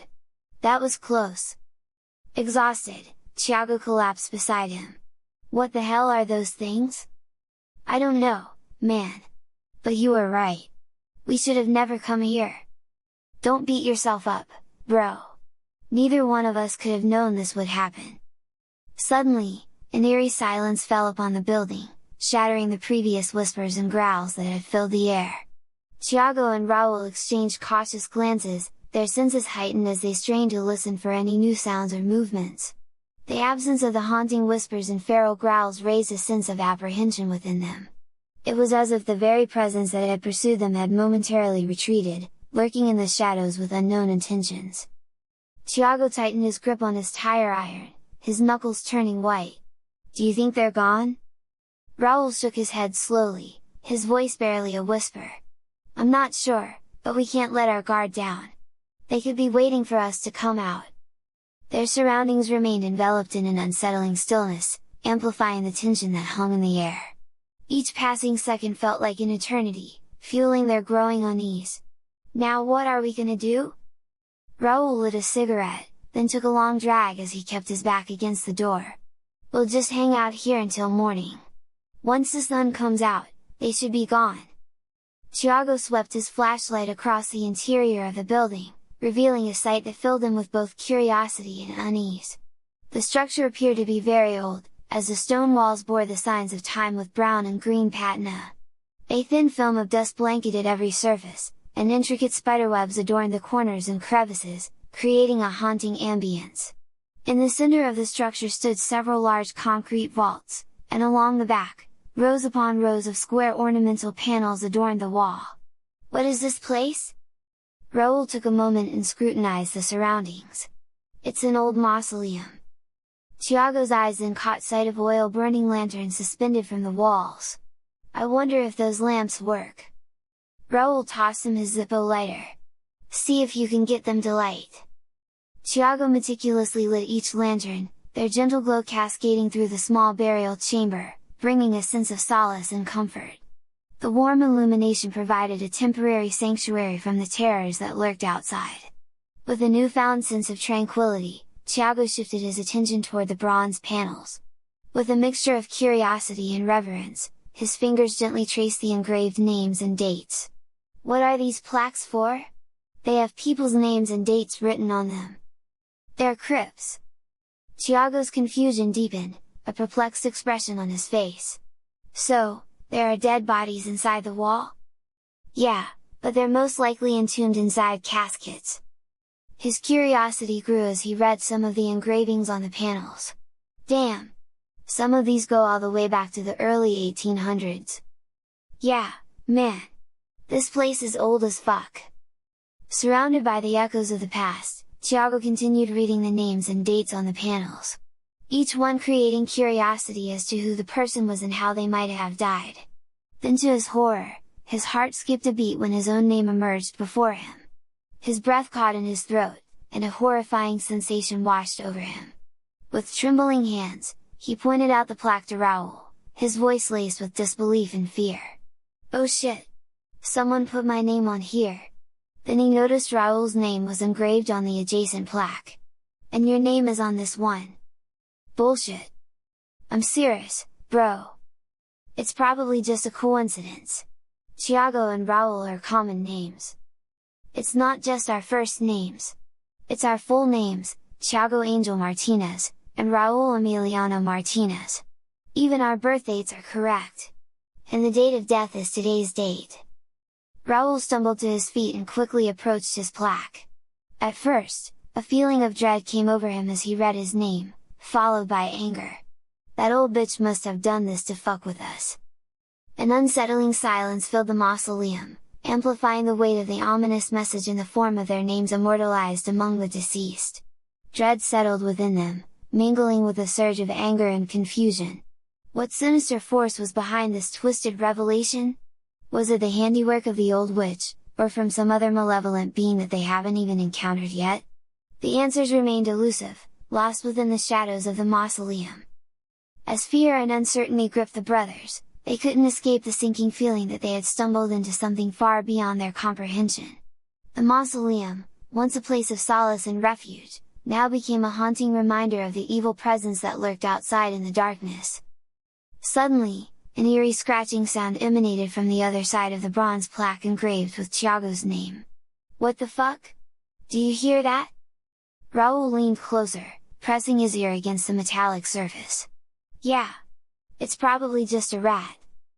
In a spine-chilling twist, the screws securing the four corners of Raoul's plaque began to loosen, slowly turning as if an invisible force was at work. Dread washed over Tiago, causing him to stumble backwards. "Are you seeing this? Something's trying to get out of your tomb." Raoul gazed at the loosening screws, his expression a blend of disbelief and confusion. "What the hell? How is that possible? And that's not my tomb!" Then, to their utter horror, the plaque detached from the wall, crashing to the floor with a resounding thud. Tiago, gripped by fear, instinctively raised his flashlight, casting its beam into the vacant depths of the vault. As he realized it was empty, a wave of relief washed over him, though a trace of unease still lingered. He gasped, his voice tinged with a mixture of relief and lingering apprehension. "There's nothing in there! That doesn't make any sense! Then how in the fuck did those screws back out?" "I don't know, man."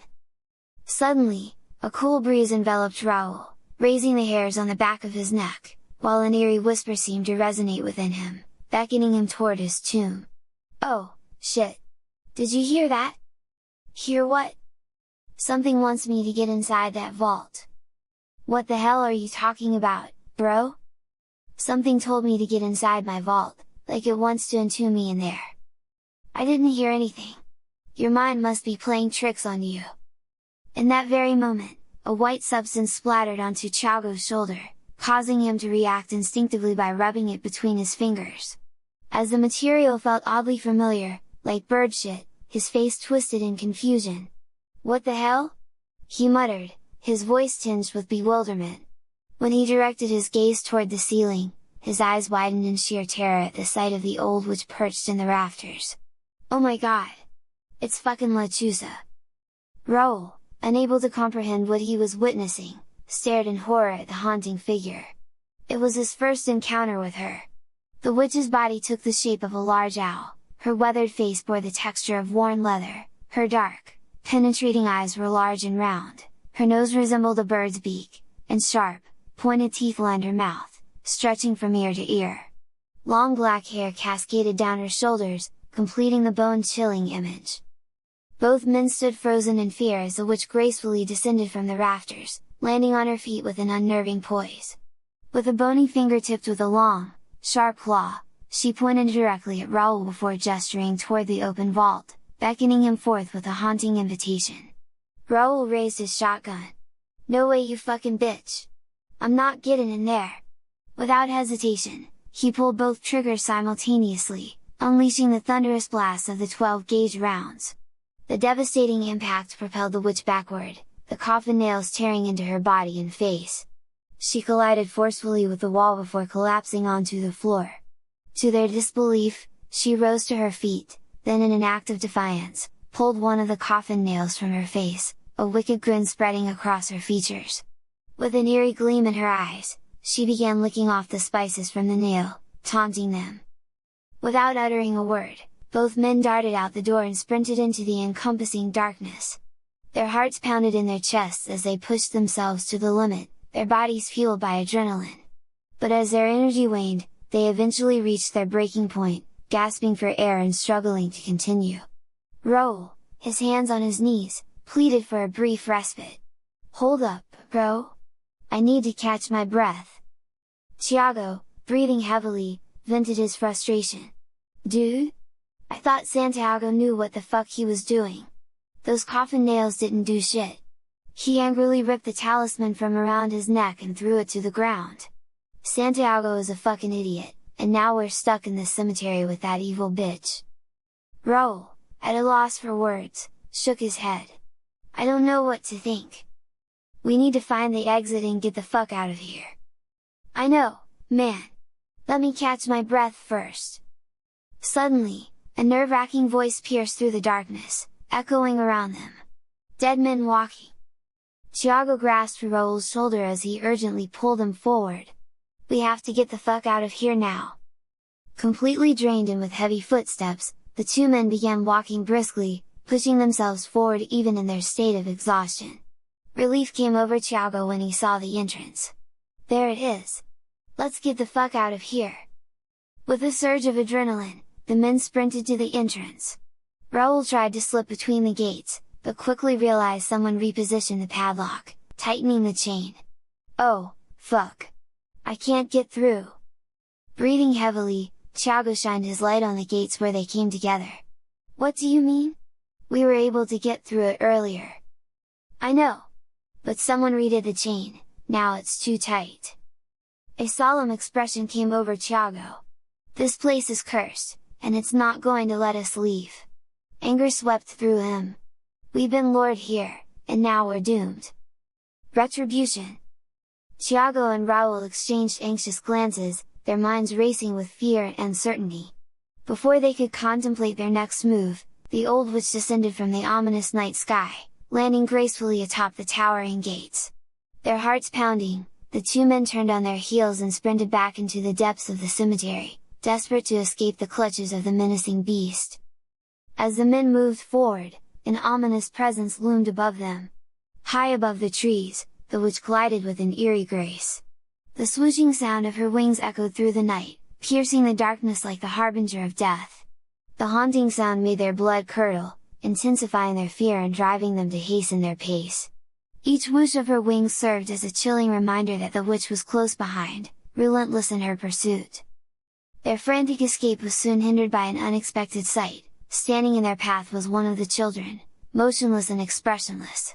Tiago and Raoul abruptly changed their course, veering away from the child and darting in a different direction.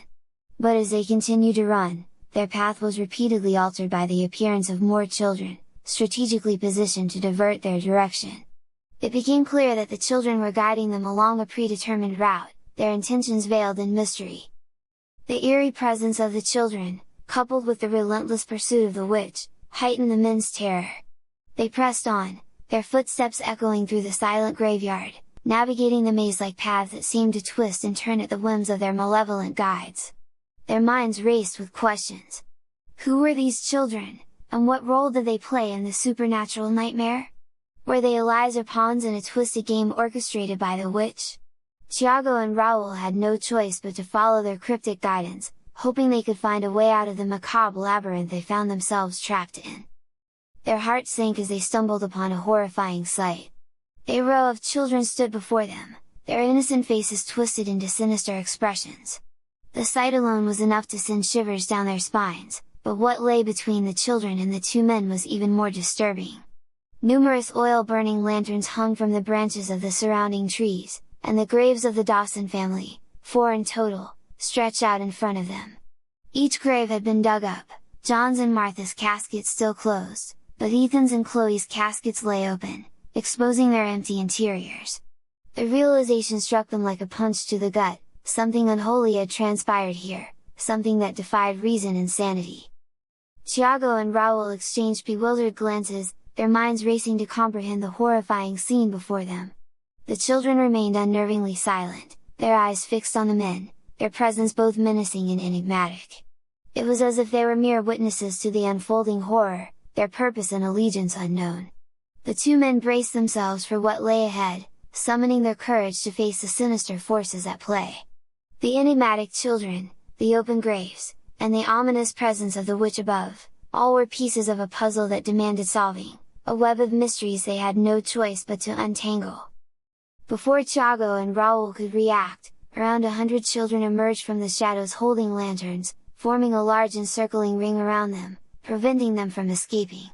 40 feet in diameter, the circle tightened its grip, like a macabre performance unfolding before their very eyes. The children remained eerily silent, their gazes fixated on Tiago and Raoul with an unsettling intensity. Fear washed over the two men, their minds racing with questions of the children's intentions and the reason they had become pawns in this nightmarish game. The silence hung heavy in the air, broken only by the distant sound of the witch's wings above. It seemed as though time itself had come to a standstill within the confines of the circle. Tiago and Raoul exchanged worried glances, their hearts pounding in their chests. They knew they had to find a way out, to break free from the clutches of the encircling children. But the circle remained unbroken, sealing their fate within its ominous boundary. In that harrowing moment, the children's intentions remained a mystery, their motives shrouded in darkness. Were they mere pawns, manipulated by the witch's dark influence, or did they harbor their own malevolent agenda? The air grew heavy with anticipation, as if the very essence of the night had conspired against them. They could almost feel the weight of their desperation, their fight-or-flight instincts urging them to find an escape from this surreal nightmare. As the children halted their advance, the witch continued to circle above, her presence casting an eerie shadow on the ground beneath. Tiago and Raoul felt their minds racing, trying to make sense of the unfolding events. The air crackled with tension as they braced themselves for what awaited them within the ominous circle. To their bewilderment, 2 of the children parted, creating an opening for a figure to emerge from the darkness. It was Ben Hamilton, the gravedigger. His haggard appearance and disheveled attire only added to the sense of unease that gripped the two men. Ben stepped forward, his pensive eyes filled with an unspoken purpose. The moonlight played upon his face, casting haunting shadows across his features. Tiago and Raoul exchanged wary glances, unsure of Ben's intentions. In that moment, silence enveloped the scene, broken only by the faint rustle of leaves, the swooshing sound of the witch's wings above, and the distant hoot of an owl. The air felt charged with anticipation, as if the very fabric of reality held its breath, waiting for the revelation that was about to unfold. As Ben positioned himself in front of the open graves, two children, Ethan and Chloe, silently stepped forward, taking their places on either side of him. The eerie stillness hung in the air as they stood motionless, their presence adding an unsettling element to the already unsettling scene. In eerie silence, Ben extended his hand, slowly moving it across the exposed graves. As if in response to his touch, a faint tremor coursed through the ground, and wisps of smoke began to rise from the depths of John and Martha's graves. Tiago and Raoul watched in mounting horror as the smoke swirled and coalesced, taking shape before their disbelieving eyes. To their consternation, John and Martha emerged from their resting places, their movements slow and deliberate. The couple joined the enigmatic group, standing alongside Ben, Ethan, and Chloe. A sense of dread encompassed Tiago and Raoul as they beheld this unholy reunion. The sight of the once deceased family now standing before them defied all reason and comprehension. The oil-burning lanterns cast an eerie glow upon the scene, illuminating their pale and lifeless forms. Their eyes, devoid of warmth or humanity, locked onto Tiago with an unsettling intensity. It was as if the veil between the living and the dead had been torn asunder, exposing a realm of unimaginable darkness and malevolence. Tiago trembled with fear as he faced the piercing gazes of the vengeful figures before him. Fate had led him to this cursed cemetery, where the specter of retribution loomed for the heinous act he had committed, but there was a truth he had yet to uncover. It wasn't that he took the lives of the Dawson family, but from his lack of remorse and his unwillingness to change his wicked ways. Amidst the somber realization that he was condemned to face his past sins, Tiago's heart bled for his brother, Raoul, an unwitting bystander entangled in the web of his guilt, an innocent soul swept up in the tides of his wrongdoing. The bond between them, forged by blood and shared history, intensified the agony within Tiago's tormented heart. How could he bear the burden of knowing that his actions had inadvertently endangered the life of his beloved brother? Summoning whatever courage remained within him, Tiago pleaded with a quivering voice, his words a desperate plea for mercy. "Please spare my brother! He had no part in what happened. He is innocent!" As his plea reverberated through the stillness of the cemetery, the air itself seemed to hold its breath, waiting for a response from the undead that gathered around him. The Dawson family didn't respond as they regarded him with stern, unforgiving expressions, but Ben, the orchestrator of this sinister gathering, raised his hand into the air, summoning a witch with ominous purpose. "He's far from innocent!" Tiago's heart sank as he watched the witch descend from the night sky, her talons sinking into Raoul's head with a vice-like grip. In a swift motion, she lifted him high above the ground. A gasp caught in Tiago's throat as he witnessed his brother being lifted mercilessly into the air, carried away into the sinister abyss of darkness.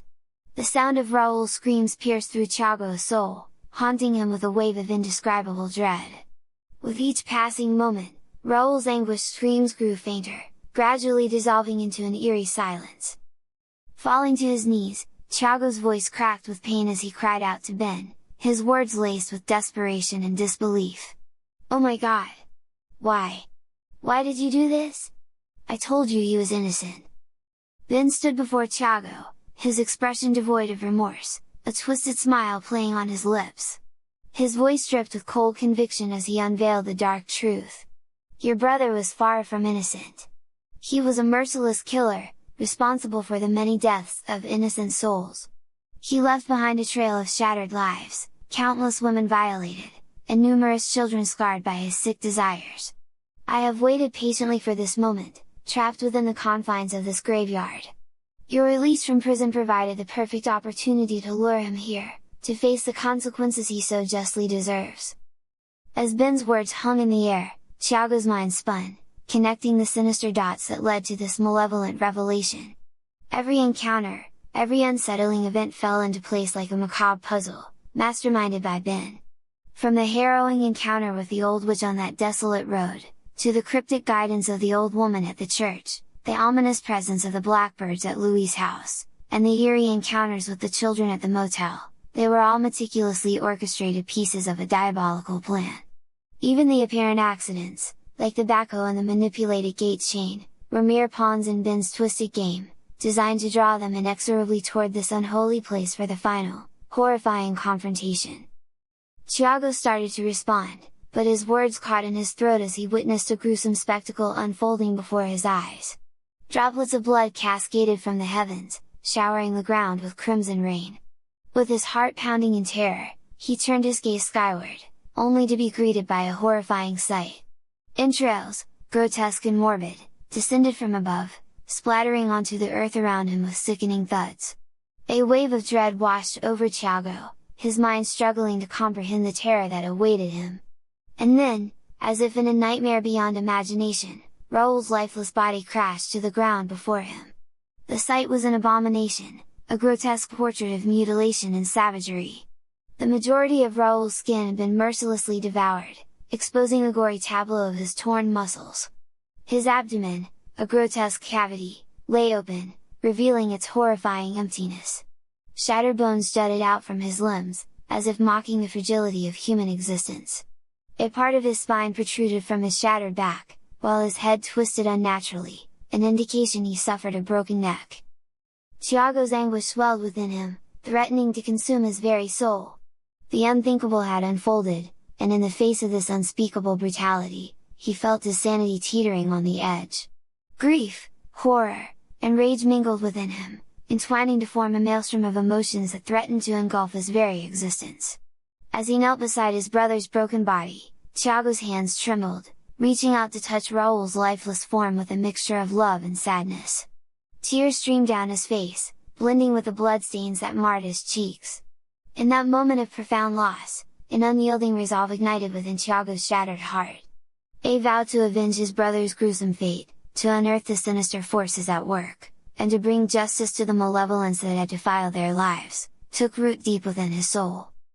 Tiago's focus began to shift towards Ben, his intention to confront him with the horrors that had unfolded.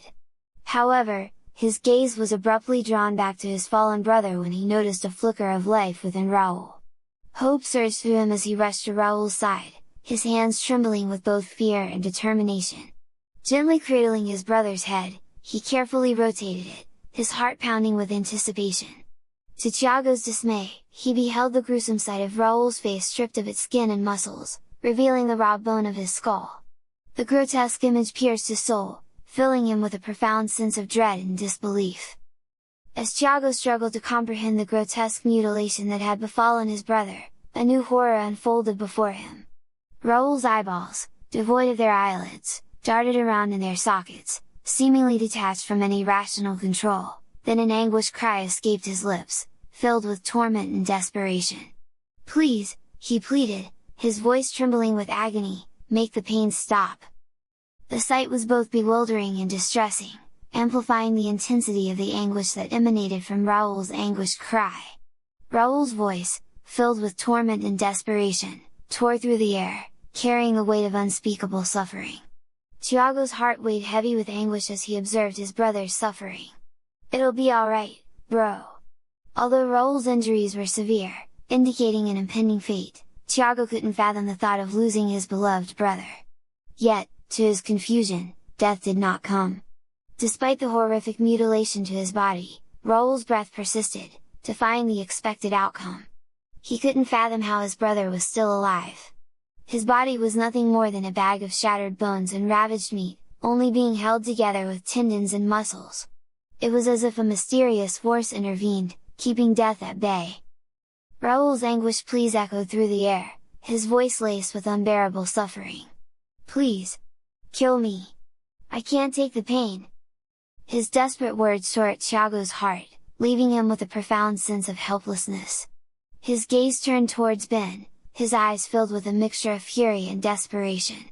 With a voice trembling with emotion, he implored, "Please help him!" Ben made a subtle gesture with his fingers, and without needing any explicit instruction, a group of children silently approached Raoul.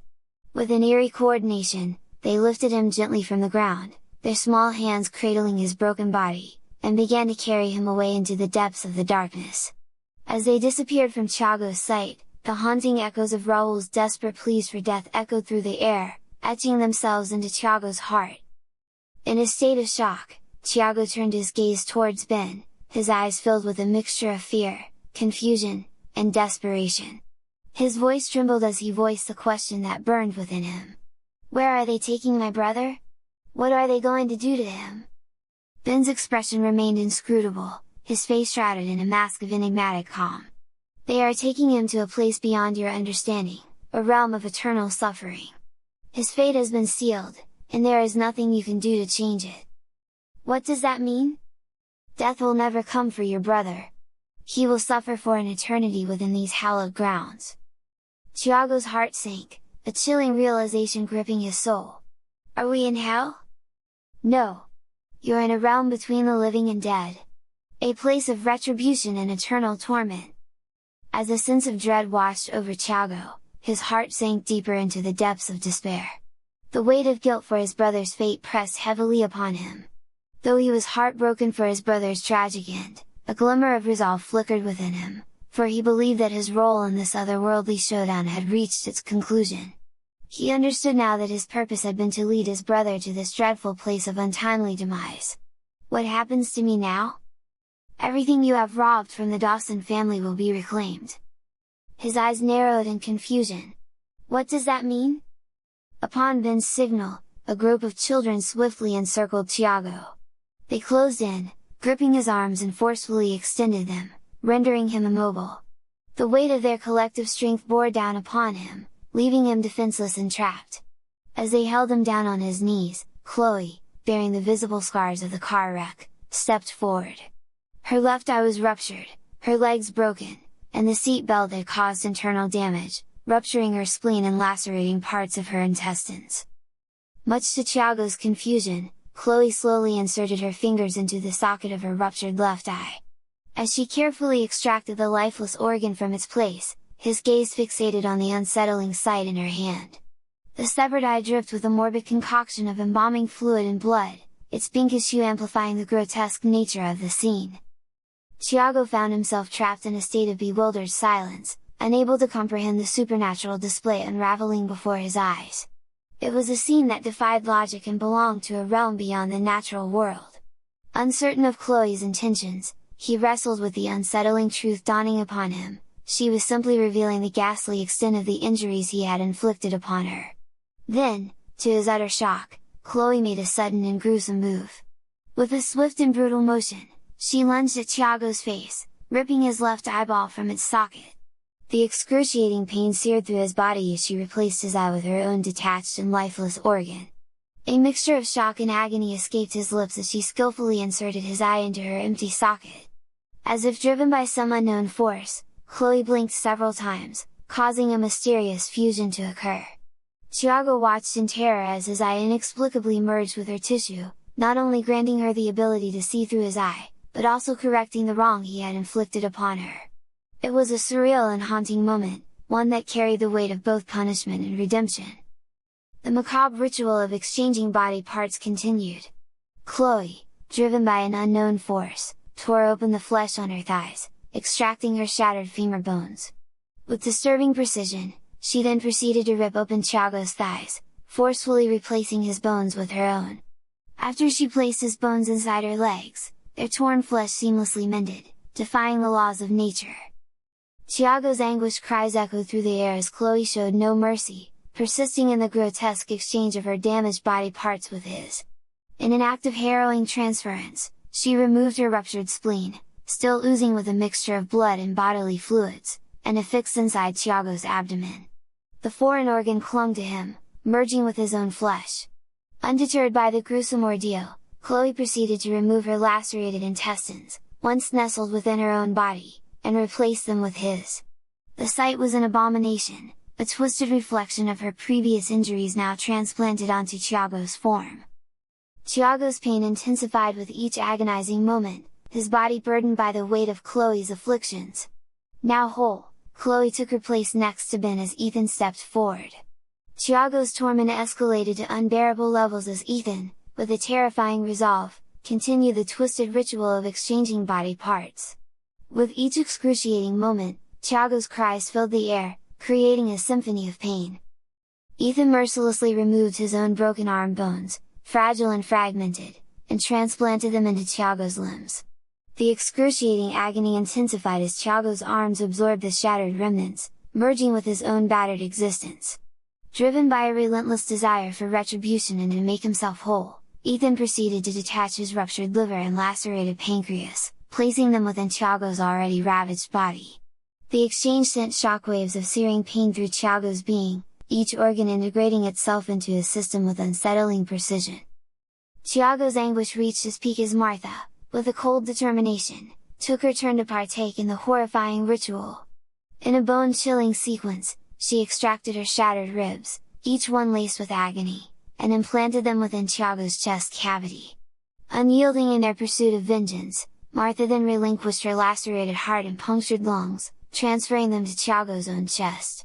The weight of her injured organs settled within him, their damaged essence merging with his existence, amplifying his torment to unimaginable levels. As if the grotesque symphony of pain were not enough, John, the final participant in this macabre exchange, stepped forward. With calculated precision, he replaced his shattered jaw with Thiago's jaw, the broken bones aligning with a cruel sense of symmetry. The transfer continued as he transplanted his broken neck and crushed cranium onto Thiago's trembling frame, the weight of his injuries now burdening Thiago's very being. Thiago, caught in a maelstrom of suffering, his body a grotesque fusion of the family's afflictions and an amalgamation of their collective suffering, could hardly bear the weight of the anguish inflicted upon him. The depths of his agony seemed immeasurable as he writhed in torment, his very existence a testament to the consequences of his past transgressions. His screams echoed through the cemetery, a haunting testimony to the depths of his torment and the price he had to pay for his past transgressions. Having completed their sinister task, the Dawson family, now restored and united in their vengeance, approached their graves with a newfound sense of serenity. One by one, they gracefully descended into their respective resting places, the lids of their caskets gently closing above them. As the final echoes of their descent reverberated through the cemetery, an eerie stillness settled upon the once tumultuous grounds. The air hung heavy with the weight of the supernatural events that had unfolded, and a profound silence enveloped the area.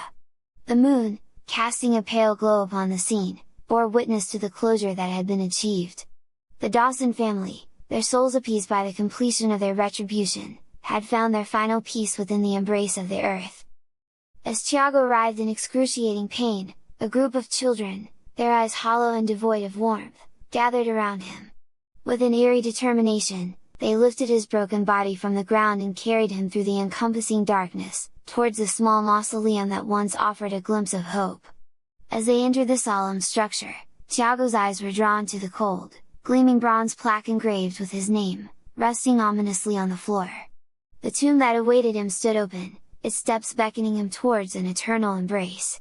The realization of his impending fate sent shivers down his battered spine as he begged and pleaded for them to stop. With a calculated motion, the children gently placed Thiago inside the desolate void, where pain and suffering would be his eternal companions. As his tomb was sealed shut, the haunting cries of Raoul, trapped in his own adjacent tomb, echoed through the chamber. Within the confinements of the mausoleum, darkness reigned supreme, embracing the fallen souls and sealing their fates. Thiago's agonizing moans intertwined with Raoul's anguished pleas, forever entwined in a macabre symphony of remorse and despair, condemned to endure an eternity of regret within the cold confines of their eternal resting places. The cemetery, now shrouded in an unsettling tranquility, stood as a silent testament to the horrors and redemption that had transpired within its hallowed grounds.